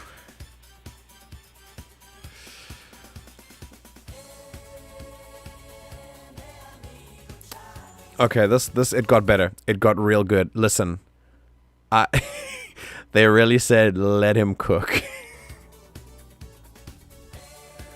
It's better now. Before it was like I could barely hear the other instruments, the balance was way off, and now I don't know why, the rhythm's got me going. Charlie Brown?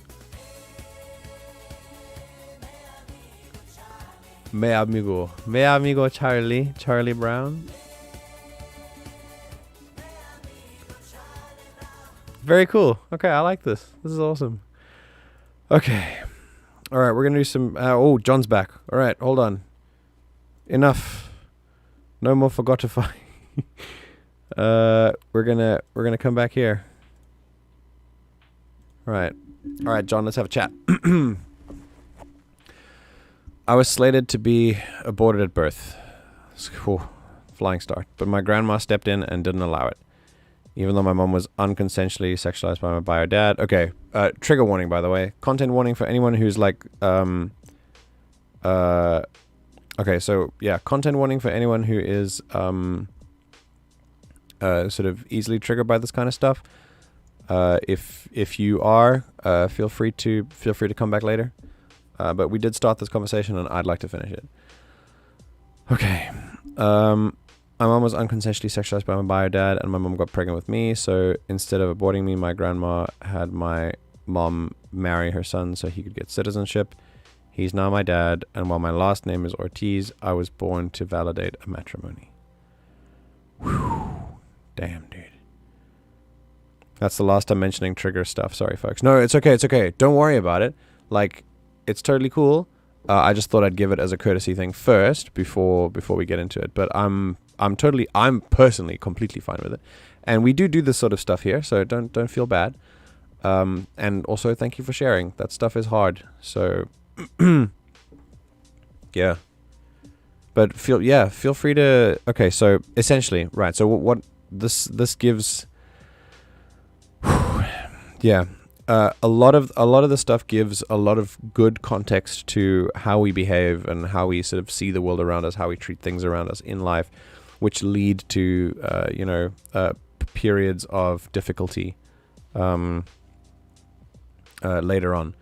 However, what I will... Hold on, let's see. What was I going to say? I was going to...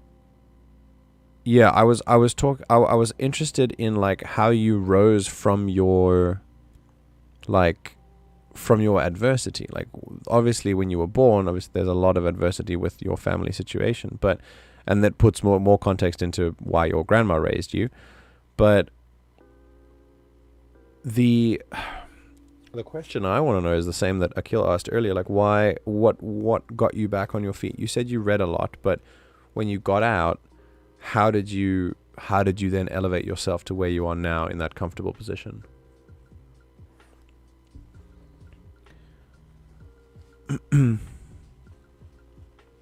And has that a slightly more important follow-up question, has that affected your worldview about other people and how they could perhaps elevate themselves to their position like you did for yours?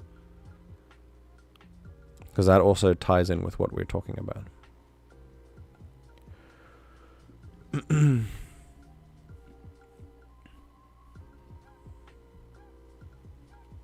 Wow. Also, I didn't realize that you were carrying this stuff, so sure. That's quite a burden to bear. I hope that you're okay with it in a way, okay enough to sort of. You seem like you live a pretty happy. From what I've heard from you, it seems like you're in a pretty good place in your life at the moment, and you certainly share my optimism. So that's really nice. But to come from that means it takes a lot of mental fortitude to get out of that and get into a place where you do feel comfortable. So yeah, I'm interested if you had any help with that. Did you ever go to therapy about a lot of that stuff? My non-bio grandma instilled in me values. Being from Mexico and not knowing Spanish, she taught me values she was shown. I wasn't always okay with it. Being this okay with it took a lot of work. Absolutely. Yeah. And not always alone work as well, you know, like you've got to have a good support structure around you, and your environment has to be supportive. Otherwise you run the risk of just sinking deeper and deeper and deeper, you know.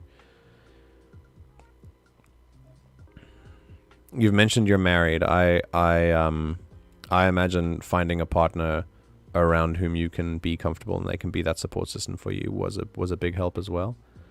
No therapy. I have deep views on conventional things. Being from an unconventional upbringing, I don't fit into culture norms. That's okay. I feel like a lot of people, culture is individual. The more we go on, the more we connect with each other, and the more we learn about our each other's cultures and things like that, and the more that cultures change and shift with society as society shifts. I would say that culture is actually becoming more of an individual journey that is loosely shared by the community that you're in at the time, but it's not something that, you know, I feel like everyone in some way doesn't fit into a cultural norm or two. So, and especially in this community, I don't think you're alone in that. Yeah. Okay. So your non-bio grandma gave you values to sort of come back from this, right? Once you got out of prison, you could rely on those values and make your way through. I don't strive to fit, at least. In my opinion, nor should you. You should strive to be you and nothing more. and not who you should be, by the way, but who you want to be. And always never forget to consider that together with who you are right now, because that's also important. So when you I'm still really interested in like the practicals, like how you got from sort of now, I almost said escaped convict, but did you escape from prison, John? You can tell us, it's okay. It's really hard to explain through text because it's like diarrheaing through a panel. I understand. I weren't like, okay, you know what? It's all good. You don't have to explain in like paragraphs of text. It's all good. I think I get the picture. Like these values were things that you could lean on in order to get you to get you to where you are now in the position that you are now. My big burning question is, has this affected how you perceive other people who are put into a position like you were, like, wrongfully imprisoned or whatever, of which there are many, who did not now get to where you are? And how do you feel about those people? That's for me, that's a very important question. Be a lot cooler if I did escape. I think so. I think you should start telling people that you escaped from prison. Just don't go telling everyone, I will have a voice. I mean, look, if you're comfortable talking to everyone now, or, talking to me over voice, then feel free to jump in and we can have a chat about it. I would love that. But it's completely what you're comfortable with. If you're not feeling like you want to do that right now, that's totally fine. We can take it outside the stream as well. I'm happy to chat about it all the time. It used to be, MJ, but I'm helplessly a forever student of life. Do you mean when I said, like, did it affect the way that you looked at other people who didn't end up where you are? Did you think differently of them because you got to where you are? Are you responding to that question? I'm an open book. I love to share. It could help someone, and it has. I'm pretty sure that you have helped someone here, at least. And you've certainly helped me. The ways in which you have influenced me are, you have reminded me of my optimism not being misplaced, which is pretty cool. Oh no, I can feel I'm getting tired. Look, my eye. Oh, my eye, it got lazy. You can see my eye's getting lazy, look. When I get tired, my eye just stops responding. Yeah, we're all learning. It's all good. All right. While we wait for John to come in, I hope you guys are okay with this. If anyone is if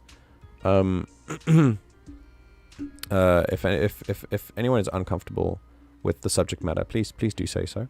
I do feel like everyone is doing fine, but yeah, I'm always happy to share in different experiences, and we can talk about them. That is certainly a function of this community. Ugh. Goodness gracious. IEXE has stopped responding. So, I mean, this is a good time while John is getting his computer set up to talk about to talk about why this happens. I have an astigmatism, which is, if you don't know, a phenomenon where your eye is not a sphere. It is indeed an obloid, and it looks a bit more like a rugby ball. And so from the time that I was born, I was not able to see without assistance. So I've had to wear glasses since about the age of 1. With that, I have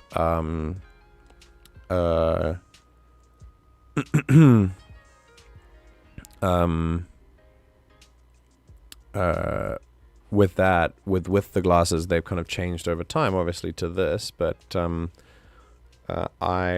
the prescription is very heavy. Like, I don't know if anyone here knows like what prescription strength is, but basically, if you're 0/0, then you are like healthy vision. That's normal vision. Most people deviate by like 0.25, 0.5, either plus or minus. It's like a scale. As you get older, your eyesight fails, so you go to 0.5, maybe +1, -1, things like that. People who have to wear glasses like every day are usually, they could push it to get like a +2, -2. I'm getting to me. Your Helen is -4.5, which means her eyes are pretty bad without glasses. I don't actually know. Yeah, she wears contacts as well. But things get a little bit... Do things get out of focus for you when you don't have your glasses? Yeah. And what's really interesting is having... Can't move the mic for you. Hang on. There we go. Lean. No. Without my glasses, my insight or like perception. Oh, yeah. My perception gets weird. Ah, You okay. know what I mean? Yeah. No, I get you, for sure. Like, you can't quite tell how far away something is? No, just Oh, not- generally perception gets worse. Like, yeah, Okay. I feel. Yeah. I everything looks a little bit more 2D for me when I take my glasses off. But yeah, so Hewan is a -4.5. I, in both lenses, am a -6. So mine have been bad since birth. And essentially, alongside this astigmatism came the phenomenon where I do not look with both eyes at one time. I look only with one eye at a time. So I have... so I can look with my left eye, which is right now. So that this eye here, what you're looking at on, sorry, I should point at my eye. This is my left eye. It's mirroring me like pretty well in the stream camera. So this is my left eye. I'm currently looking at you with my left eye. And you'll notice that my right eye has kind of gone a little bit wonky right now. But if I switch to my right eye, pay close attention. I've just switched to my right eye, and you can see my left eye now goes a little bit wonky. When I was younger, it would be the other way around. Whatever eye I was looking at, my other eye would go inward and do that. So I had a bit of a squint. When I was looking at my left eye, my right eye would follow where my left eye was looking. It would act as like extra peripheral vision, you know, because I can only look primarily with one eye at a time. But then when I was 14, I got eye surgery. LASIK surgery hadn't caught up that fast, and even today it's a bit risky as to my strength of prescription, whether it'll actually work or even just make my eyes worse. So I'm kind of scared to do it. But back then we had stitches, so I literally put stitches at well, not me. The doctors put stitches in my eyes and corrected my the squint, but they couldn't correct the vision. So I still have to wear glasses, but at least the visual impairment was the aesthetic impairment was gone. Unfortunately, over time, what they said would happen. I agreed to it. Is that slowly there was a risk that it would drift the other way over time. So normally, it's actually fine, and I haven't actually noticed it. Jesus, it's so... Now that I, like, wow, calm down. It hasn't been this bad in a long time. And I think it usually happens when I'm tired, or when I'm not focusing a lot. Yeah. If I'm looking at you right now, is the other eye, like, drifting off to the side slightly? This eye Mm. is looking at me. Yes. This eye is looking at me. Yes. Yeah. So in the morning, or when I'm like focused or whatever, it's it's perfectly fine, but it does drift off sometimes. Anyway, long explanation, but yes. Don't know why, but I'm just thinking of the moment in Amazing Spider-Man 1 when Dr. Connors, or like, subject no longer requires corrective lenses while turning into a whole ass lizard. Oh goodness. All right, and with that, it's John. Oh, is it working? Yeah, it's working. Awesome. Hi, friend. Thanks for sharing up until now. I'm I'm really intrigued with your story. I hope you don't mind that the stream has just become a stream about John, but I'm here for it. I hope you are. You know, things happen for a reason sometimes, you know? Don't they ever? All right. Yeah, I mean... Hey, can you hear me okay? I'm in my garage in my little shop, and I have the AC on over there. I don't know if it's making too much noise. Everything's fine. I think your mic is pretty good at tuning out the noise. Yeah. Okay, cool. All right. Yeah, I think I'm mostly intrigued with, after what you've been talking about, I'm mostly intrigued with your recovery and how you... sort of more practically how you got back on your feet, and how that like affected your perceptions. I also am very interested in how it impacted your perception of other people who were in the same position and had a very different outcome to you, whether, you know, worse or even better. So yeah, I mean, feel free to just talk. I used to be real, I don't know, I've changed my perspective a lot, you know, being a human and stuff, it happens, right? Yeah. So I used to be very in favor, I'm just going to talk whatever, but I used to be really big in favor of universal basic income. Oh yeah. When I was younger, right? I was really like, I'm like, hey, you know what? That'd be a great idea, because then I could do things that I'd be more happy doing instead of doing stuff for somebody else all the time, you know? And I'd get paid. But, you know, MJ, it's just really, it's a really nuanced thing. You know what I mean? Because it could offend some people or whatever. But there are some people that really could use it, you know? That it's a good thing, but I don't know the nuances of different cultures and governments and stuff, especially on the chat where a lot of people are from different places that I'm unaware of. You know what I mean? So it could be a little bit different on how they get governed over there. You know? Yeah, sure. Especially as a collective in a society. You know, there could be, you know, so many people that think it's a good thing, and that's just what's perpetuated in that society. So it's an okay thing to expect out of it. You know? Yeah. But, you know, like another thing too that I really get involved with is a lot of people's points of views. And I'm not accusing anybody, okay, here. I'm just being just conversing a little, you know. I get you. That a lot of the propaganda has a lot to do with it. You know, that, hey, this is what we can provide to you. But to me, ever since I was young, it's always been a thing like, hey, if somebody's paying you to do something, you're obligated to them in a way. You know what I mean? And basically that idea alone right there, because I'm an not eye for an eye, but like I'm a man of my word. Like if somebody gives me $5 and I tell them I'm going to pay them back, I'm not going to be late. And if I am, I'm going to have a discussion with them, you know? Yeah, of course. So I'm very dependable on that, you know, because that's just, I don't know. I don't like the idea of leaving somebody, you know, hanging. You know what I mean? Yeah, of course. How does that relate to your opposition towards UBI though? Well, it's all coming. I'm just trying to share my view in general, so that way when I do, it brings it to a head. It's a little bit more understandable. Okay, I'm with you.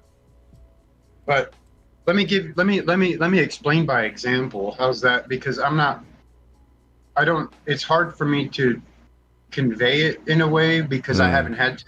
You know what I mean? Yeah, no, for sure. Yeah. I haven't had a discussion like this with anybody before. Happy to be the first. I mean, I have really, but it wasn't very, you know, educational or influential at all. A lot of these conversations tend to turn into anger. Yeah, people get angry because it's a view that they've sat on. It's something that they've come to understand as a community, you know, that they want, you know, together. But I feel like personally that it would disincentivize innovation. Because, you know, when I, like right now, I don't want to say it.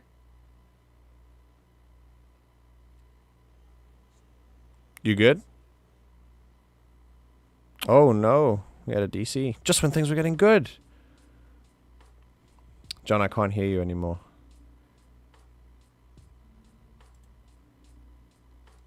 You gotta fix your connection just a little bit. Yeah, he really didn't want to say.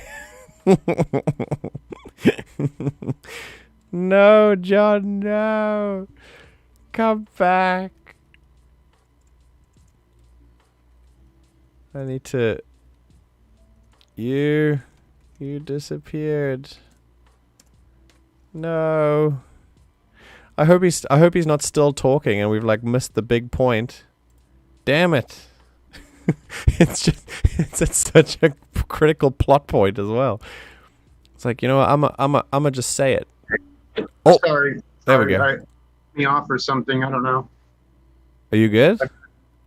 Yeah, I don't know. Where did it cut me off at? I'm sorry. That's okay. That's okay. I was so sad because we were just getting to the good part. You were talking about how it would kill innovation, and and how it was sort of, it would like de-incentivize people, you'd say. Yeah. Oh wow, that cut out a while back. I'm so sorry. Yeah, I was so looking forward to it. Anyway, you can keep going. No, I'm sorry. I'm just darting all over the place because, like I said, I haven't really had. So and I have a really sporadic mind that just goes all over the damn place impulsively on accident. You're doing just fine. I'm happy to listen. But okay. This is what I was saying. Mm. Because I don't want to address capitalism or whatever, because I see a lot of that hey, capitalism's evil and all this stuff. But I, in fact, have capitalized on these arcades, an affordable arcade that people can buy locally. Nobody around my area within, let's say, a mile radius is going to buy an arcade anywhere else but me, not because they want to support a local person, right?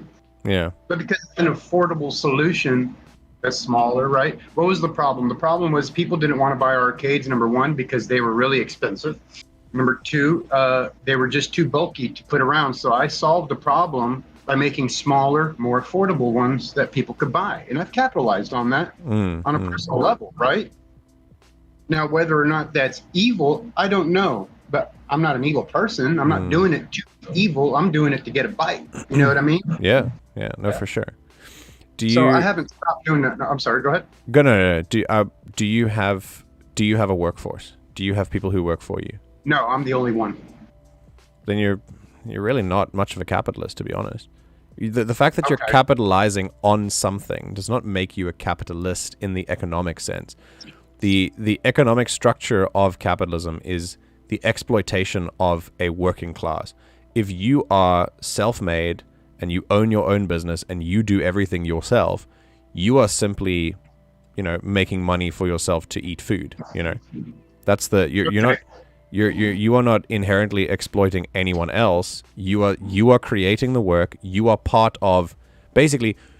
Do you own your means of production? Which I think is yes, because you're the only one who's working, right? Then yes, you are not a capitalist.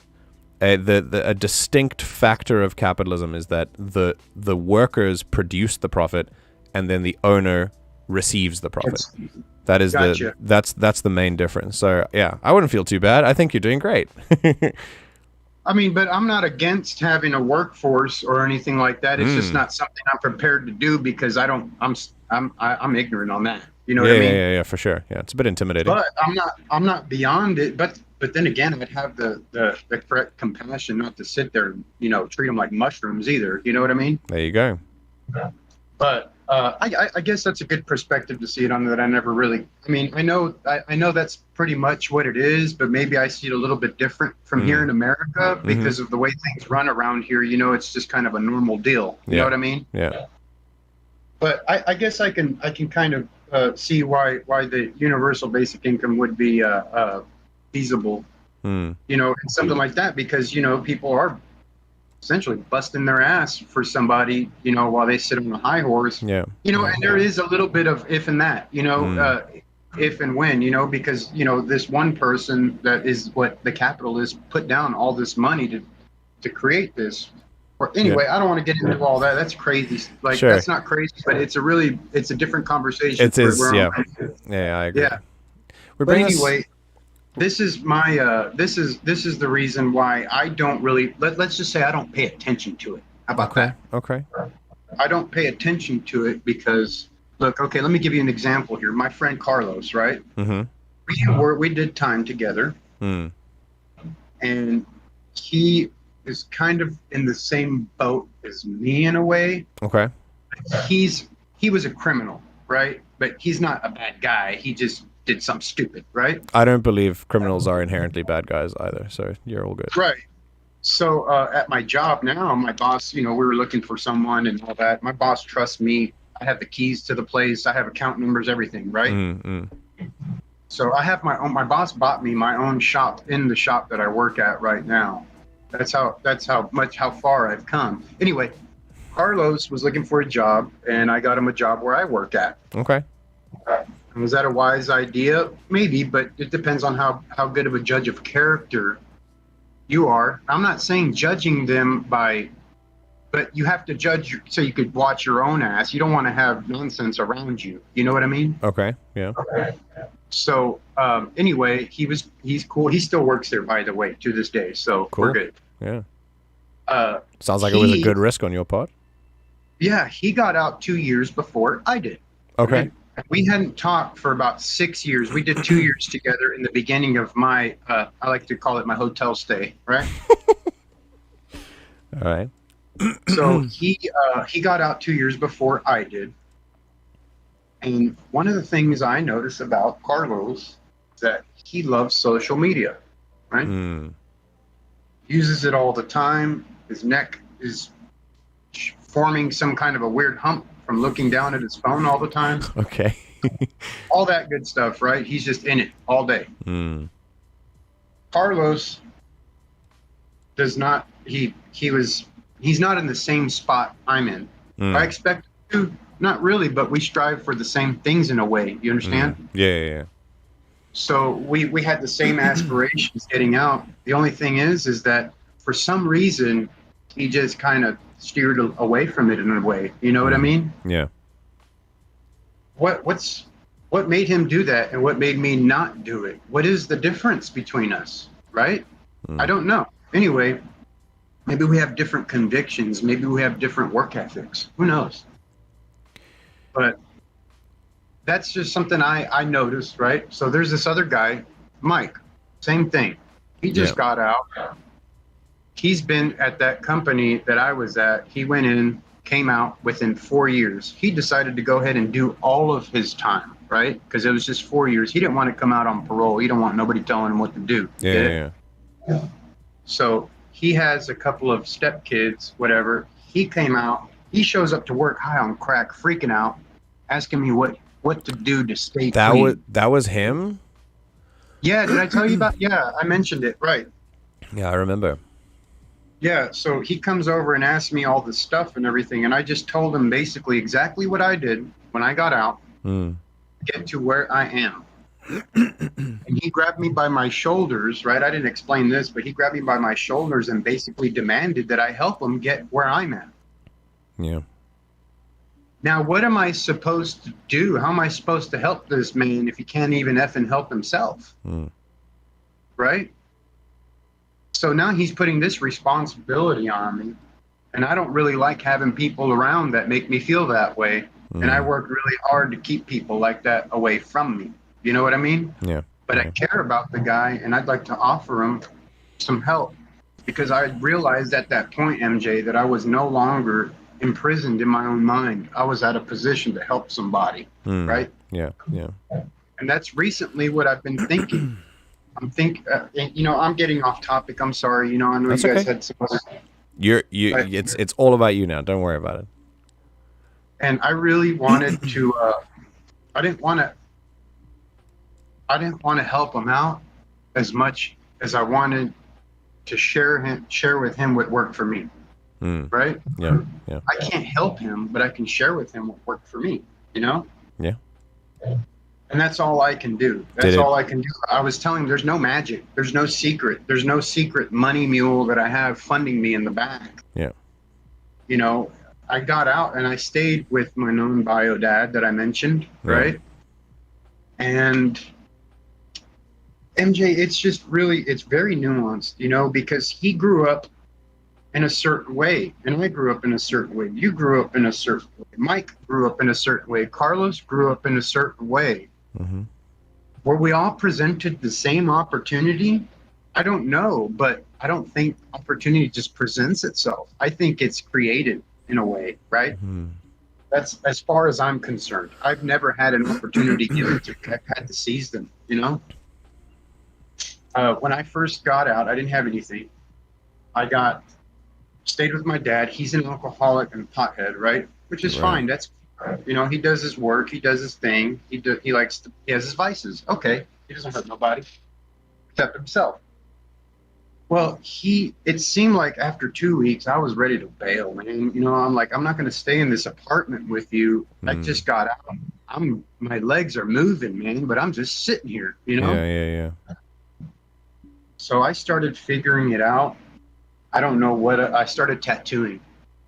I learned how to tattoo when I was in there. I said, well, if I'm going to be in here, the last thing I'm going to do is not learn every single damn thing that I can. Which is why you read a lot, right? Yeah, I read a lot of books, not just story books either, not just picture books. Read a lot of reading books, you know, Okay. nonfiction. Yeah, yeah. And I read a lot about the Akashic Record, and it changed my life. The what? The Akashic Record, Akashic. Okay. Akashic Record changed my life. And also the book called Alien Dawn by Colin Wilson. It turned my life around. Both of those books there changed my entire life. Okay. And anyway, neither here nor there. I'm not trying to sell a book or anything, but No worries.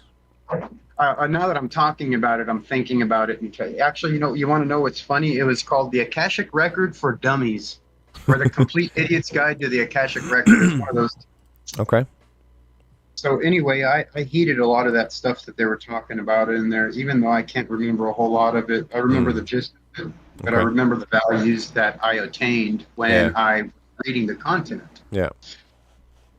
So, yeah, so I started tattooing. I learned how to tattoo. I did a bootstrap type of, tattoo thing. I ordered some stuff and told people, hey, look, I'm not a professional. I have all these new things, all this stuff, and I use new needles, all that. Anyway, whatever, nobody cares. As long as you use a brand new needle on them, they're like, okay. Yeah. So I did a lot of tattoo work. I learned how to do portraits in there. I learned how to draw. I learned how to fight, not because I wanted to, but because, sometimes you really need to. So, let's become a victim, And I learned how to defend myself intelligently without using fists. Also, and being diplomatic in a way, solving things that way, when others were not ready to do that. I was able to bring a lot of peace in some places too, because I knew Spanish, but I appear like I'm a white guy. Yeah. So I like to tell people I'm undercover. I'm undercover Spanish. And it really is, because I lived in Mexico for a while, and people would talk mess about me behind my back, and I'd let them do it. And then eventually when I'd come up, I'd be like, just talking full Spanish. Like, oh, shit. Anyway, the interesting stuff, I don't know. I'm really having a hard time articulating it, so I'm like playing it as I go. You're doing great. I learned how to tattoo, and then I made a lot of money, and then my cousin, her boyfriend, owned dance halls to do events. Okay. So he goes, hey, do you know how to DJ? Because I'm a musician. He knew I was a musician a long time ago, from before I went in. Yeah. But he didn't know me. He didn't know me then. He just, my cousin had just gotten with him, when I got out, all that stuff. My cousin had just to him. Me and my cousin are the same age, me and her. So he's like, yeah, man, if you want to get a system, I'll let you DJ here, even if you could learn. And I said, well, I don't know how to do it. I don't have equipment. I had a bunch of tattoo money, so I bought the equipment. I learned how to DJ. Flash forward to 175 events later. Yeah. You did stopped DJing doing for weddings and stuff. Yeah. Yeah, weddings and sweet 16s, which over here in South Texas they call them quinceañeras. Oh right, yeah, for sure. And so I know Spanish, so it was really beneficial for me, and to be able to do Spanish weddings and stuff. So I made a lot of money doing that. Yeah. I mean, dumb amount of money, and it really kick-started my life. Now, look, this is really interesting, MJ. I've got a coworker named Rudy. Okay. He's a convict too, but he had a little bit of pot on him. They threw him in jail for a couple of days, whatever. He let him out, slapped his wrist, probation type of thing. You know what I mean? Yeah. So he's not really he went to county jail. He wasn't in prison, right? Yeah. So he is really into the idea of universal basic income, right? Okay. Thinks it's a great idea. He's like, F all this crap, man. I'm tired of work. I want to go. I'm not telling you, I'm not trying to justify this, whether I think it's right or wrong. I'm just telling you his perspective on it, right? Yeah. He's like, I don't want to, I don't want to have to do anything. And I've noticed now I'm just journaling. I'm like doing what you do when you play a video game, right? You're just kind of journaling what's going on while you do it, right? I'm journaling what's going on as I tell this story. So he's like, yeah, I don't, I think it's a good idea that I don't have to worry about this and worry about that and worry about this. I could just, and I said, you can just do what? Because he doesn't have any aspirations really. He's kind of stayed in this Arrested Development stage, right? Okay. Ever since, you know, he's was younger, he like stayed, you know, I'm not saying collecting action figures is a bad thing, but when your bills are on the line and you're buying $200 Batmobiles, it's your priorities are probably not in the best place. Maybe, I don't know, but Okay. it's just speculation on my part. Yeah. So anyway, I offered him. I had so many events to do, MJ. I said I had to buy another set of equipment and figure out a way, if I can find out a way to hire somebody to do the other event. Now, all I was going to ask for was like, because you get about $600 or $700 for the event, and I was going to ask him just give me $100 for using my equipment. That's it. Like, you keep what you can even negotiate with it. I just want $100, right, for that, for you doing whatever you do that evening. I offered to train him, to show him all this stuff, because he wasn't getting paid enough at the job we're working at right now. I offered to train him, all this stuff. I'll show you everything, dude. You won't. You're going to get free education on how to run a crowd, all this, right? He didn't want to take that initiative. He didn't. I gave it to him. I even said, hey, look, the first 2 events, I'll even let you have all the money, right? He said, no, I'd prefer not to do that. It's not really my kind of thing. And I said, well, you know what, man? It's really not my kind of thing either. But I put what my kind of thing is and the money that I need in 2 different spots, right? Yeah. So he's like, no. So my boss kind of got whiff of it. He liked it even better because now he's got a mushroom that's completely mushroomed out and won't do anything that's outside of what his purview is given by him, my boss, right? So he likes that kind of thing. He likes that sedentary mentality, right? And it's just now I'm not casting judgment or anything, but it's just an observation on my part, right? Being in the situation that I'm in, it's like, hell, if I was in his situation, Arrested Development, happy where I'm at, complacent, all this stuff, right? Would I have taken that opportunity? I don't know. But it's like I'm just, you know, talking about it. It's just something that I think about, and it's one of the things that leads me to, you know, some of my views on it, you know? Right. I'm not saying he's not doing enough, but I don't think he's not doing anything to supplement his situation to help him get to where he wants to be. Now, where does he want to be? He doesn't know. Right? He doesn't have vision of where he wants to go. He just knows he doesn't want to work for what he gets, for what he has, for what he needs. Right? And that kind of mentality, I think it becomes a plague on your body in a way, right? Because as people, I feel like we have to have some kind of purpose. And if we don't have it, we're not going to make our own. A lot of people, I'm not saying everyone, I'm just saying many aren't going to sit there and say, hey, you know what? I'm going to make my purpose, right? Yeah. I'm going to make this my purpose to do this and this and that. You know, you have some people that are successful and some people are not. What's the difference between them? I don't know. Anyway, fast forward to the work. I mean, at the digital print place that I work at right now, where I was a nobody making barely any money, I finally said, you know what? I'm making more money doing DJ. I'm going to parlay myself to my boss and tell him, look, I need more money, or I'm just going to go do something else. No big deal, right? Yeah. And that's what I do all the time. I always have my foot out or at work. I don't let my boss know that I'm complacent where I'm at. Yeah. And I make more money than Rudy does, which Rudy is my coworker, than he does. From 8 years ago. Well, he's been working there way longer, probably twice as long as me. And he makes less than I do. Considerably less, and I do less than him. Why is that? I don't know. Is it because of the way I treat the situation? Is it because of the way I carry myself? I don't know. Is it perhaps Uh, uh, because sorry. your boss has to do less to keep him around than he has to do for you?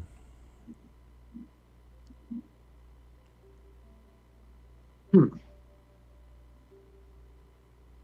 Your boss realizes that Rudy is more easily influenceable than you. He knows that if he pushes you too far, your limit is less. It's lower. Your standards are higher. For whatever reason, it doesn't matter. But if they are higher, he knows if I pay this person too low, he's going to leave. But this guy, I've already got him. I can pay him That's lower. exactly what it is. That's exactly what it is. One of the things that my boss always says, he doesn't say it, but like one of the things that we don't talk about is how much we get paid, lest someone feel like they're getting effed off, right? Yeah, I wonder why. Yeah. Uh, now, my boss is the definition of a capitalist, right? But there's only 4 of us that work there, right?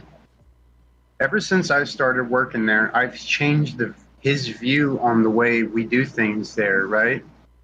Because he wants to do things the cheaper way, and I want to do things the way where we don't have to do it again, right? Wow. So that's how I always tell him. He's like, oh, well, we could just do it like this and get away with it cheaper. And I said, yeah, but look, down the line, I have to do all these charts, graphs, equations, formulas, and shit just to break it down to this, man. Mm-hmm. And he sees it, right? So, Just want to point something out to you. Would you say that that's would you say that what you're doing is innovating? What do you mean? Are you taking so when you say something like when you say something like, why don't we do it like this? And your boss goes, no, but that doesn't make as much profit. And you're like, yeah, but it's better work. The work is higher quality. Like, if we can take a little bit less home at the end of the day, but the stuff we do is better, like, just that's inherently good, isn't it? Like, we don't have to keep repairing the shit that comes in, you know? Yeah, well, no, a lot of the stuff is that a lot of the things that I'm starting to see that the problem, not the problem, but just the way his approach to humanity is that if he didn't come up with the idea first, it's very difficult to convince him of it. Ah, yeah, no, that's fair. I get those people. But what He's not an asshole. Like, he's not a jerk, right? He's very family oriented. I just went to his daughter's wedding. Like, and I felt like I was a part of the family, honestly. Yeah. But it's just his innate way of being. He doesn't have that much money for nothing, you know? My point is that we spoke about innovation a little while ago, and what you're doing by showing him a better way to do things in a business sense is an example of innovation. But when you talk about things that kill innovation, what you're doing is creating it. In spite of what people say creates innovation, this various systems are supposed to create innovation, like capitalism, for example. And you are coming along and saying, hang on, but I'm innovating now in spite of that. What's going on before I got here was not innovation, and it was the way that, you know, the system was intended to be run. Now you come along and you start innovating in spite of that, and things start happening. I think it's important to remember. I think you the other thing is regarding there are a lot of different elements that come into play here that range from being very big to very small. I would say I want to start with the idea of incentives and, again, innovation and what we're working for and who we decide to be, right? Why do you have a job? What is your reason for having a job?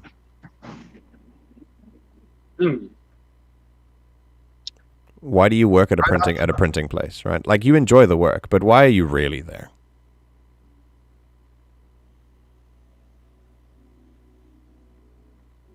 I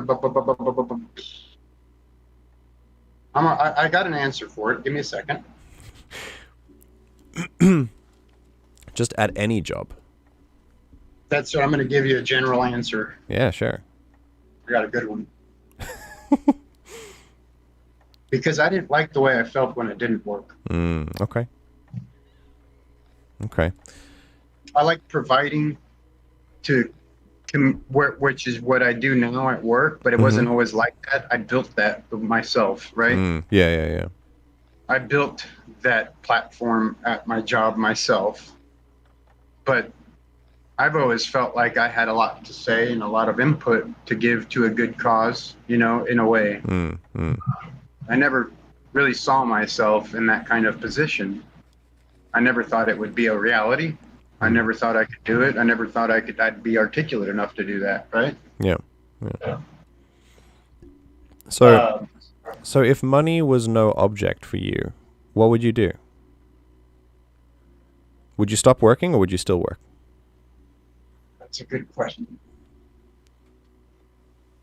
I'm actually putting myself through those paces, really. So, like, whenever you're asking me these questions, I'm actually trying to live myself through these paces because I've been in a situation like that where I didn't have to worry about money. I'm not saying that you would be barred from doing work. I'm saying, not if you didn't have to work, but it's not about work. It's about money. This is what I'm getting at. If money was no object, where would you be and what would you be doing? For me, I would be still trying to provide people with some kind of a service, for sure. And there you go. So it sounds like you would be entirely unaffected in the negative by a universal basic income, and yet only benefits would be given to you. That's to me only, but I'm not just thinking about myself. That's true. I'm thinking of the hindrance of possible innovation from my neighbor. But then if you're saying what you're saying, what would I do if I wasn't? Maybe my neighbor would be doing the same thing I'm doing for the same purpose. You weren't innovating because your life depended on it necessarily. You were innovating because you feel like you have to provide. The life you want to live is where you want to provide for people. So you would be innovating whether money was in the equation or not. Do you see what I'm saying? If you had money, you would still want to be innovating. You would still want to provide for your community. If you didn't have money, you would still be doing those things. The difference is, if you don't have enough money from the get-go, you have to spend almost all of your energy available innovating just so that you can have the basics, just so that you can have food.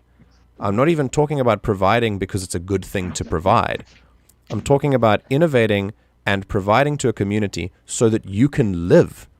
Because if you don't constantly innovate in the way that you want to, if you don't have everything already for a basic existence, then you die. You understand? The reason instinctually, even if we're living off the land, if you don't have that kind of desire for innovation, you're going to ultimately perish. Yeah, but we're way past that. We've created cities where people who want to farm can do that. They can create food for other people, right? I get you, but that's just instinctually, that's an innate thing that I guess that humans have, right? To innovate, to make our community better. Exactly. That need to innovate is not dependent on whether you have. You see where I'm going? Yes. That innovation is natural. We do want to elevate ourselves. It doesn't require us to have to fight for scraps. While people like your boss, as nice of a guy as he is financially motivated to keep the situation going and to keep you in a position where you are innovating just so that you can have food. It's gone beyond just natural human innovation. What has been sold to us is the idea that the system we live under creates innovation. It doesn't. It creates survival as the motivation for innovation rather than thriving. And I don't know about you, but if I were given the choice between surviving and thriving, I would rather be thriving. I would rather be innovating for the simple reason that I want me and the people around me to improve, and not simply so that I could afford to keep a roof over my head, so that most of my energy is just spent on maintaining those basic needs that at this point in our modern society we should all be at, realistically. I don't think that anyone should be shut out of living a life of dignity just because they don't have enough money. That is the root of universal basic income. It's not about disincentivizing innovation, because we've already established that that's a natural human thing. That's going to be here. Whether capitalism is here or not, we're always going to innovate. But if capitalism is not here, if we have more of our basic needs, we can innovate without the fear of dying if we fail. Do you understand what I mean? Yeah. Yeah. So, and this is not just me talking out of my ass. There are studies that prove this. There are many, many countries who have experimented with at least partial or full universal basic income, unemployment checks. Those economies are still fine.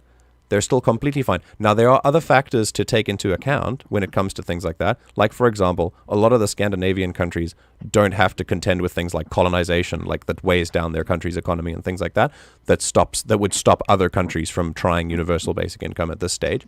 But that means that if those other disadvantaged countries were brought up to a better standard, then it would be something worth trying.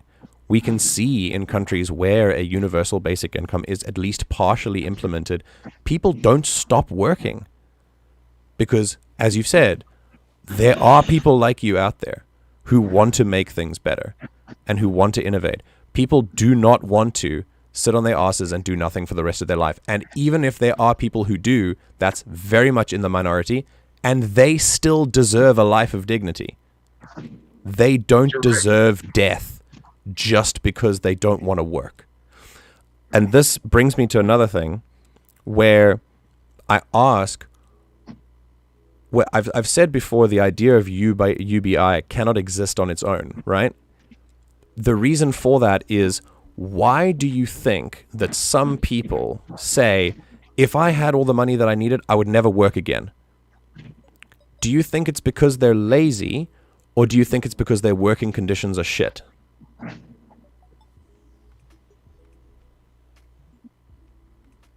I'm thinking. Or perhaps something else.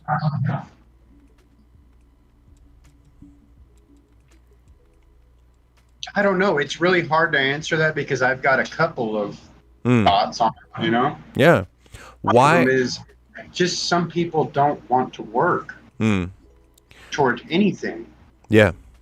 You know, and that's not a bad thing. It's just maybe they haven't had that lick on the popsicle of you know, that spark. Yeah. You know, that spark to just, or, you know, maybe their upbringing took it all out of them, you know? Yeah. Yeah.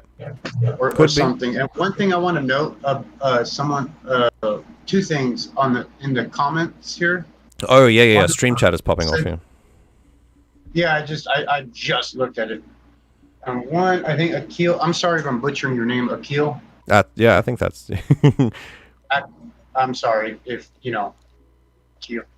Anyway, he said something about 8 years. I don't know if he was talking about the 8 years that I was in prison and they, paid all my food and all that stuff.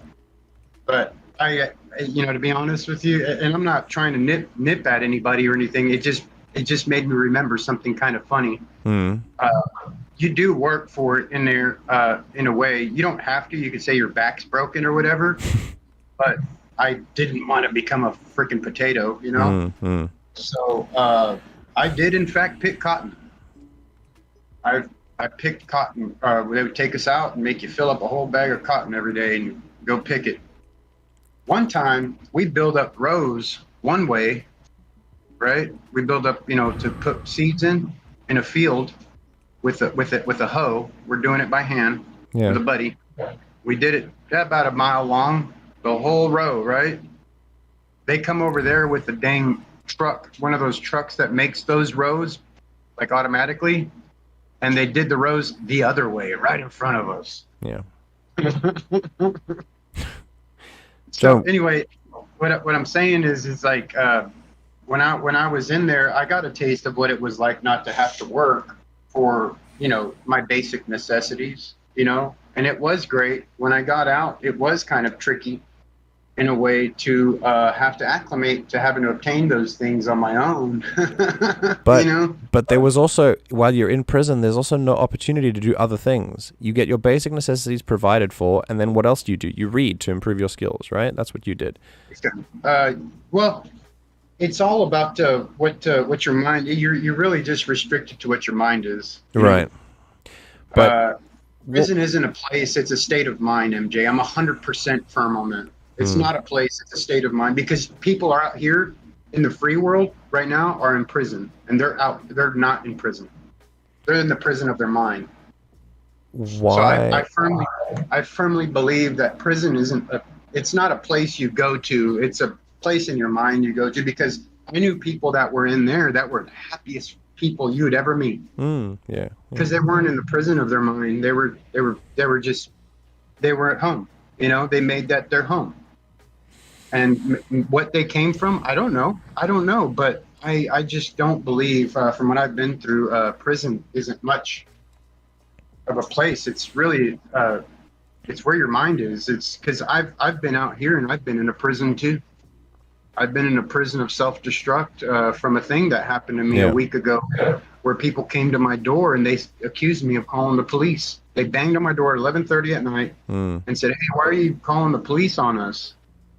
Now, me coming from where I come from, I was ready to hit the guy, right? And I answered the door in kind. I answered the door yelling, because in my area, there's kids acting like idiots. And I said, well, if I come out there and yell or whatever, it might spook them off. They'll just run away. But that wasn't the case. They wanted to know, and they were pretty sure that we told them to shut up and keep it down from our backyard. I was in VR, so that wasn't happening. And they accused us of calling the police. We went outside. They said we spray painted racial slurs on our fence that I just purchased for $8,000. And all this stuff and everything, and I had to keep it really cool, and I had to make it like I wasn't, you know, in prison, right? In the prison of my mind, because if not in a way, I would bring that type of attitude out here as if it was resident in my mind. Right? Can I tell you?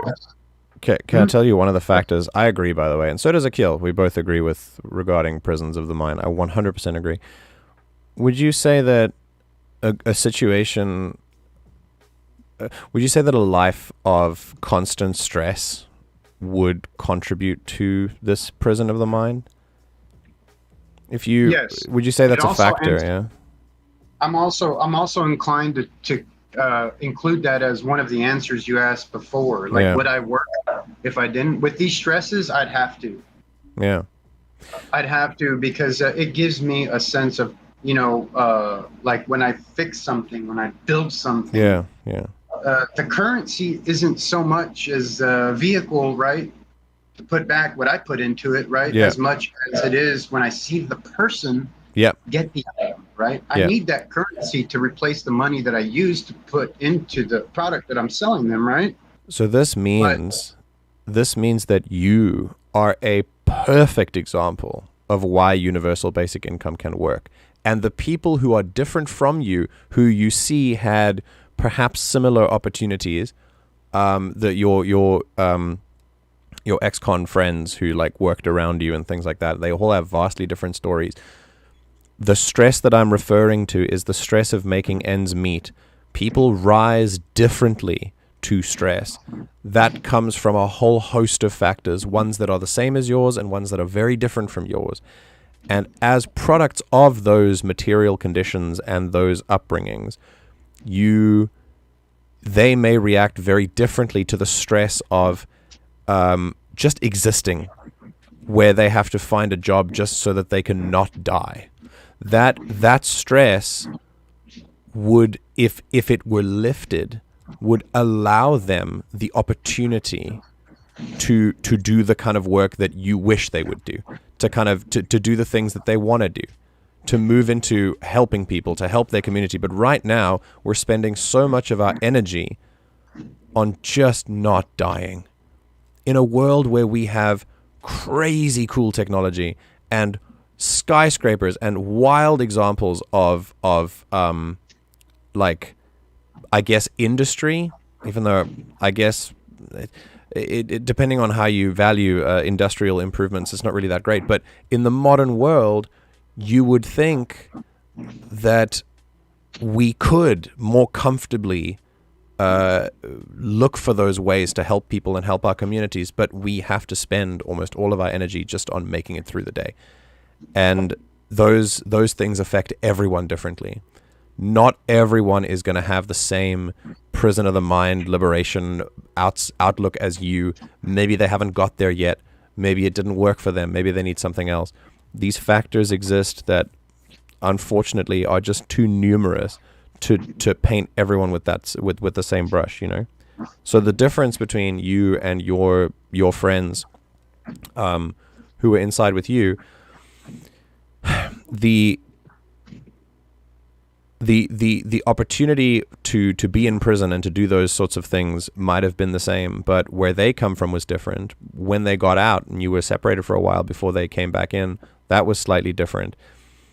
And that goes, like I said, factors that assist you go from very big to very small. This is not to discount your work at all, but let's say, for example, if you stayed with your stepdad, I think you said. He's that's another story. He's my well, like I was trying to type it, but it was very difficult, and I'll just cover it over real quick. When I was conceived, my mom slept with she was with my dad that I have the last name of, which is not my biological dad. Yeah. She slept with him. He was like a football hunk and all that stuff, right? And he didn't want anything to do with her because his father was racist. Right. And she, they had kind of gone out a little bit, and then once she found out that his father was racist, because my mom's last name is the Spanish one, right? Yeah. This was back in '84, so it's a little different, I guess. Sure. She didn't want that to be with him anymore. Anyway, they slept with each other again, and she was like, I kind of didn't really want to, but that was the time that you got pregnant. They got pregnant with me. My current dad and her were on their way to go drive to a town, which in this time to go do this operation, you'd have to go to another town, right? To go get me not born, right? Yeah.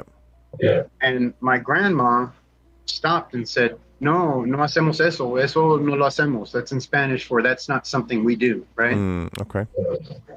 I'm not trying to discredit anybody's views or whatever, but this is just my whole different thing. My point is different anyway, but keep going. And so she went ahead and, said, hey, look, well, my son we don't have the right paperwork for him, so why don't you guys get married? You have the baby, he's the dad, boom, right? So that's what happened. They got married, and I was a vehicle for their matrimony, so that way he could get his legal citizenship. Yeah. And I, he could have a father. Well, they were young. My mom was 17. And my dad, the one that raised me, was 20, So, or 19, something like that, whatever. It worked out that way. And my mom left me when I was young because she wanted to party and be a teenager. Sure. And left me with this family that I felt when I was at that time, even now, that I did not belong because of the way I looked. Not only that, but also the way they kind of treated me. The rest of the family treated me a little different, because I was a little white kid in a Mexican family. I mean, so I grew up that way. My grandmother loved me very much. She was my mother. She had custody of me legally. So I grew up that way, and I grew up with those values. Like, you have to work. You have to do this. There's no way you cannot work. right? That's yeah. the value we had. And the more that was ingrained in me, the more I just kind of didn't want to do it, you know? I didn't want to do all that. I said, there's a better way, right? And there was, because the way my grandma grew up was a different way. Yeah. She instilled in me those values that are a little bit archaic. Don't apply so much here in the United States, if you know what I mean. So she was like, you have to slave and suffer, right? For the man. You have to slave and suffer for the man. So the more she told me that, the more I was like, no, you don't. You know, no, you don't. I can be the man. You know, we can. Yeah. You don't have to work for the man. You can be the man. You know that. But she never thought that she could be in a position to be that because of who she was and where she came from, right? So I, in a way, you know, just to kind of add on to that, while I was gone, the only person that really came to visit me was her, right? When I say while I was away, I'll say when I was, you know what I mean. Yeah. She would visit me all the time. She kept up with me. And in a way, now to this day, looking back, hearkening back, I owe a lot of my ethics and my wherewithal to her. Okay. And I used to not be very religious at all. I don't believe, you know, she tried to do the Jehovah's Witness thing for me as a youth, and I've never been really inclined to religion, but I do believe in a higher power. Right. I just don't think organized religion is the right path for me, you know? Okay. So, okay, go ahead. I'm sorry, I need to take a pause. And I'm just it's okay. on. Don't worry about it. I appreciate hearing so much of your story. It's really, really interesting. I think it is certainly helping me understand you a little bit better.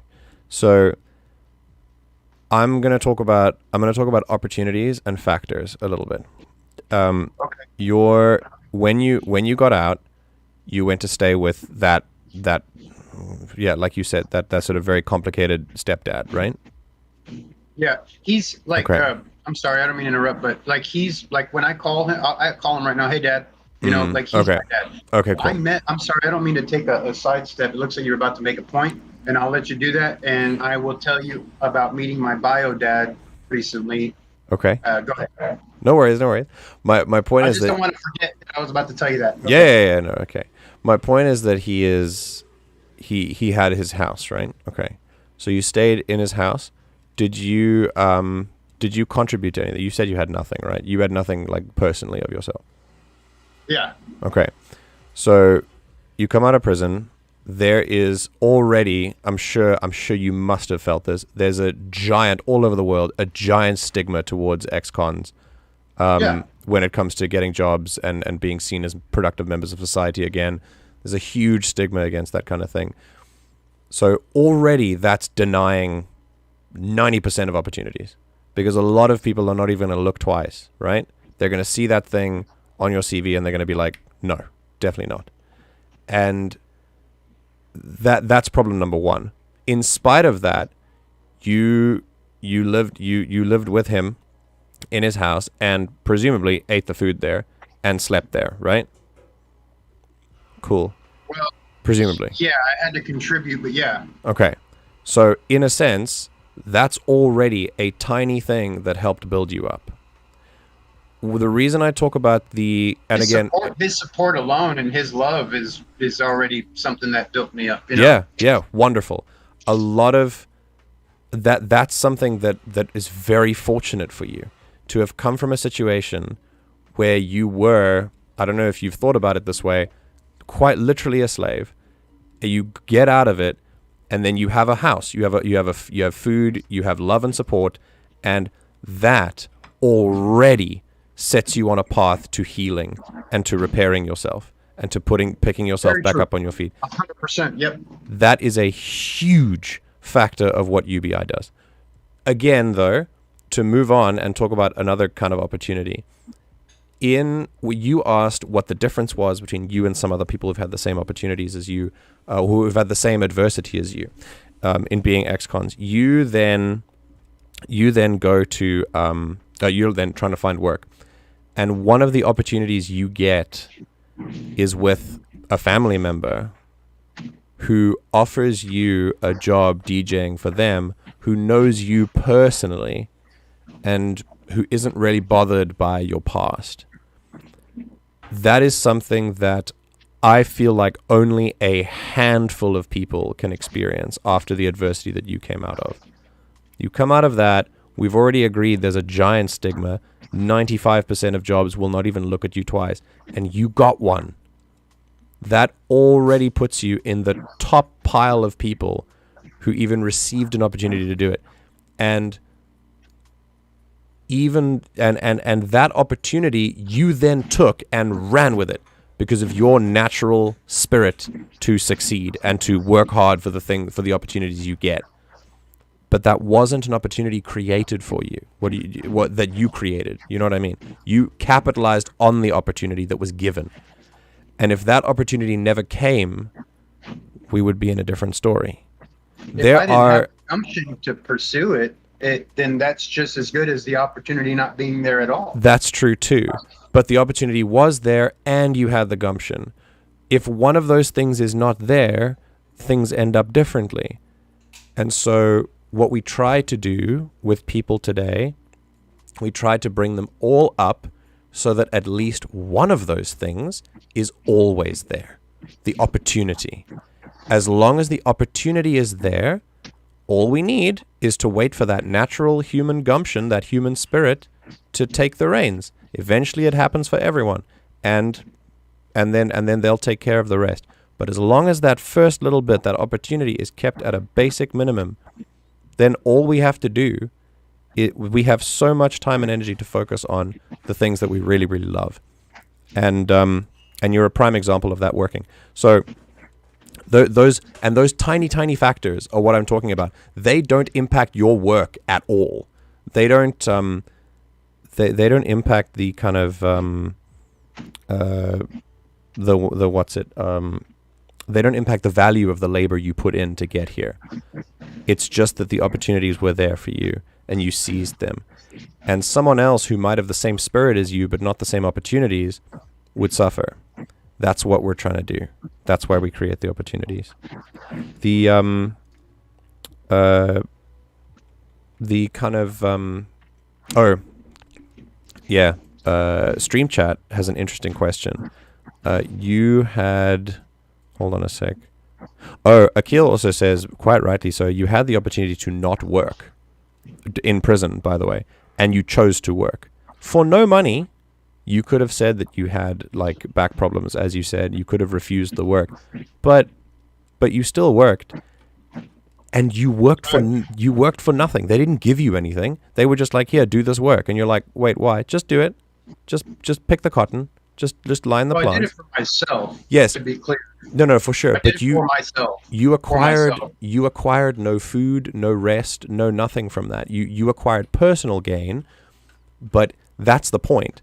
The point is that you did it for yourself, regardless of the money you would or wouldn't receive for you. That is the human condition that we're talking about, that it's not about money. It shouldn't be about money. It should be about doing it for us. If we can foster an education and a value system that drives people over and above what money can provide or threaten by taking away, we can create something that is better.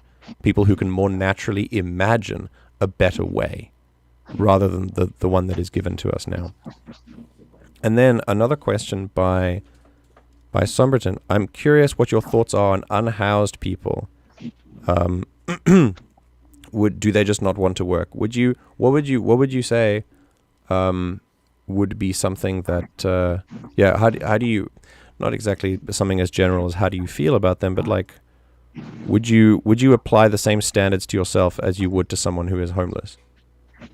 Usually I would ask whoever's asking that question, because I've been asked that a lot. And I do have very strong views on that, because I actually do know, I talk to them personally. Yeah. I asked this back, and I will answer your question 100%. But how many homeless people have you asked to tell their story to you to get a perspective on how they ended up that way? I'm going to get a drink with that, and I'll be right back. Sure. Give me 1 second. No worries. That's my... I think, hold on a sec.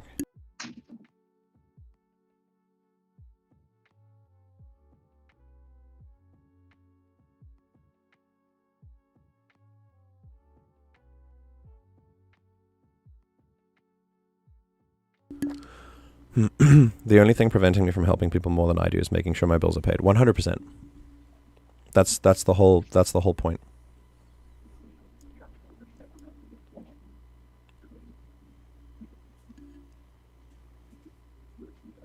I feel like I'm in the AOL days again. Okay. Right, so Answer, but it's okay. I got an answer. I know I know why a lot of the people that I've sort of experienced in my life are experiencing homelessness. I come from South Africa. It's pretty clear why they're homeless. See, your views are going to be a lot different than where mine are rooted from. Yeah. You know, because we experience a different population, a different culture. You know. No, for sure. So what I would say here is homelessness, houselessness, whatever you want to call it, is first of all, I'm sure I'm like you said, you've spoken to people who are in that situation, and so you do have that experience with them. And I've been in the situation too. Yeah, I'm sure. Yeah, it's important to understand if you have been in the situation. Then obviously it's very easy to see the mental impact that being homeless has on people, right? And not just mental, but also physical. It has obviously economic. It takes away so many of those opportunities from people. It adds so much unnecessary stress to their lives. If all you have are clothes on your back and you don't even have a place to sleep, bar like a tent or a shelter somewhere, it's not conducive to exploring that side of yourself that wants to help the community, that wants to grow, that wants to innovate. You're literally just surviving. There's no room left to do anything else, unless you have great mental fortitude, I guess, or there are other opportunities. Maybe you weren't affected as badly mentally by the experience, or a lot of things that I do not understand at all because I've never been in that situation. There are also other factors beyond our control, like where I come from, and certainly in the United States, race is a huge factor in there. And depending on what, depending on the country that you live in, for example, in South Africa, race and class is pretty much the same thing. Historically, it was created to be that way, and so that is a huge factor as to why people are still homeless. In the end, and I'm afraid I think we're going to have to wrap this up soon because it is almost 1 a.m. for me. I think I might need some sleep. But yeah, we'll definitely continue it Yeah. now to kind of open the avenue. I don't mind talking about it either, MJ. So yeah, no, I've really, yeah. What I will say is it all comes down to opportunity, and throughout what you have told me about your life story, it sounds like you had so much adversity that, in spite of that, you grew to have such mental fortitude, and you had that prison of the mind liberation moment, and that meant that when opportunity came, you could rise to the occasion. You had that magic combo, and it let you grab the very few opportunities that were offered to you and the very few ones that you could forge for yourself.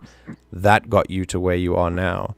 It's amazing. You have an amazing story, honestly. I've loved listening to it, and thank you so much for sharing, especially in a public place. Like, I know that's not easy, but I really appreciate it. And it didn't used to be, but it is now. Well, I didn't find your stream on May the 4th by accident. You know, the force was with us, indeed. yeah. I think Akil makes a great point there. Like what you Appreciate were. your input too, Akil. I appreciate your input and being Oh, yeah. really cool. Yeah, Alex, Somberton, Akil, all of you guys who are here in chat making your voices heard. Alex, It's been cool shout out to to. Alex, man. I've been jamming his stuff too, pretty good. Yeah, they're pretty cool. He's got some bangers on there. Who else is on here? Now that I'm on the mic, let me just say hey to everyone. Give a shout out to the folks back home. Why not? Alex, I only see. I don't know the I'm sorry, I'm looking far away from my screen. Somberton. Somberton, sorry. Well, now I'm gonna call him Sombrero. Is that's cool with you, right? Yeah, he says it's cool. Shout out to everyone, man. Everyone's pretty cool. I don't mind sharing the story to cool listeners. Listen. I have to tell you the whole meeting my bio dad. That one's a banger. Oh, I can't wait to hear about it. For now, That dude's a piece of work. I will say that the things that you have, I would hope that you would I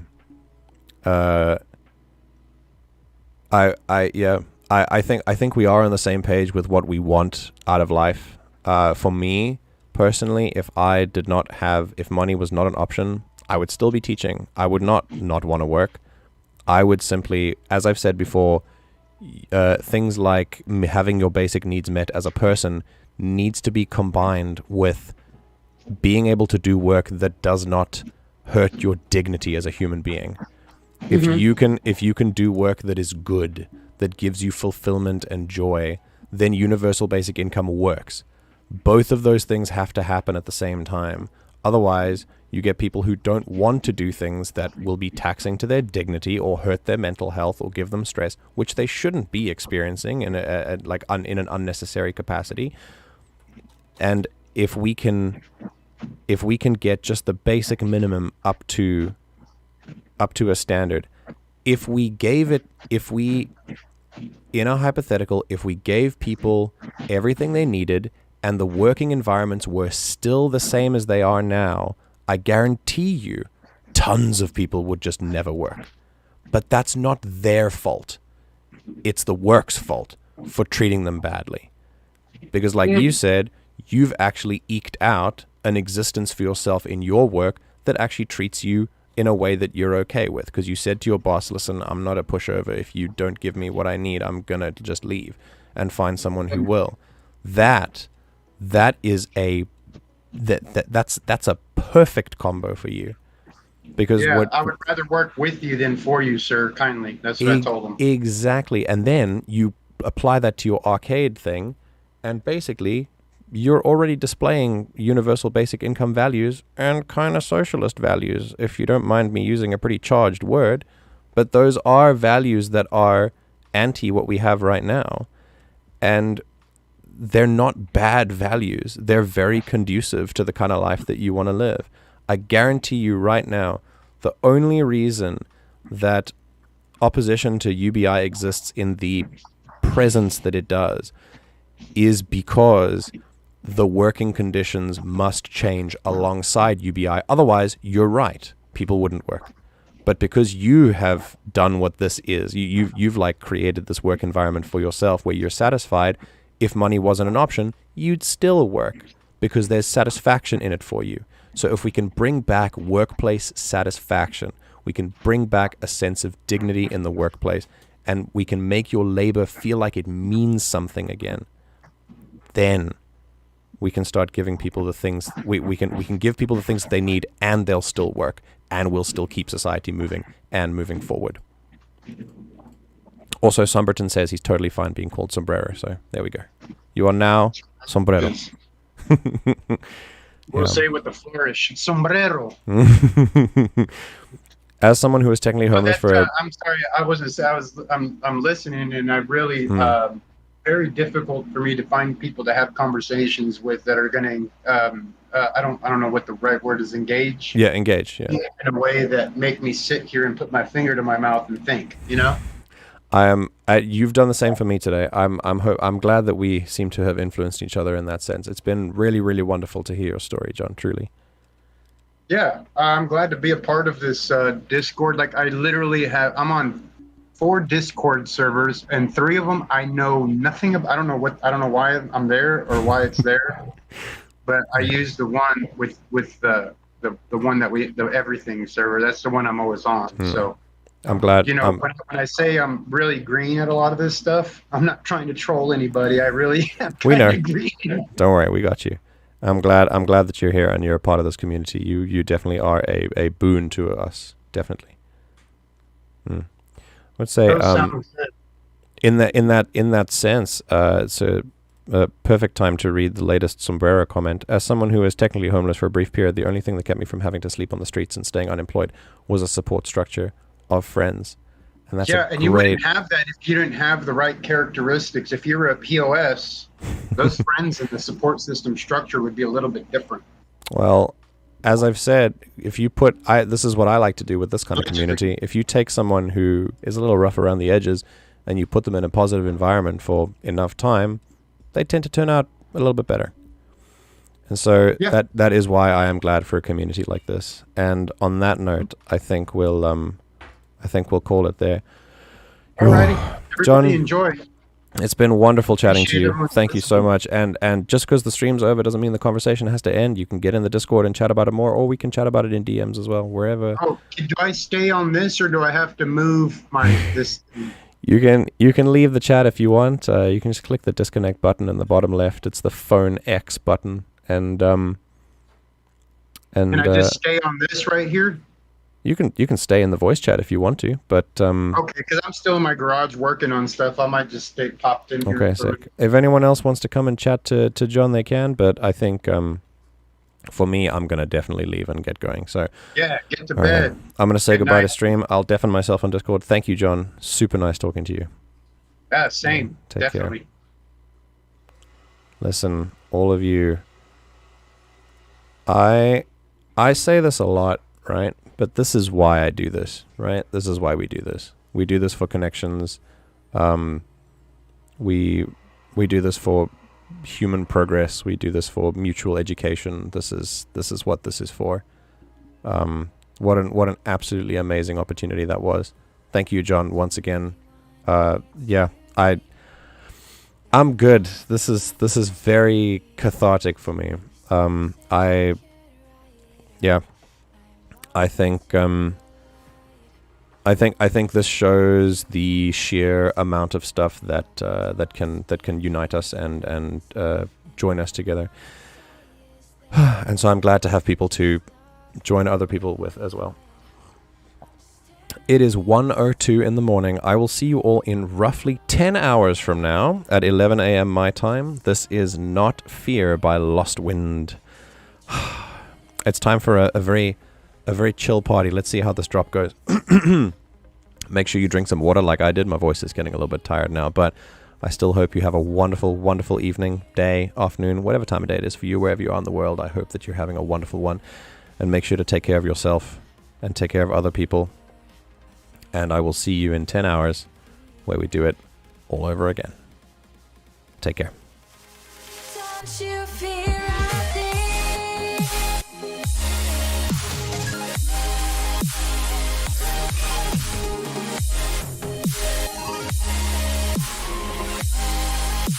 Don't you fear a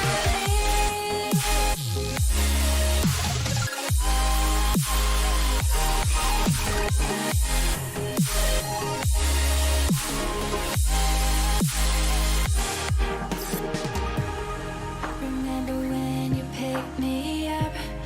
This party we shared a cup. When we got home we danced in the dark. I always felt that spark. They said we got something real, and I just knew that you would steal my heart away on that day. You'll still stay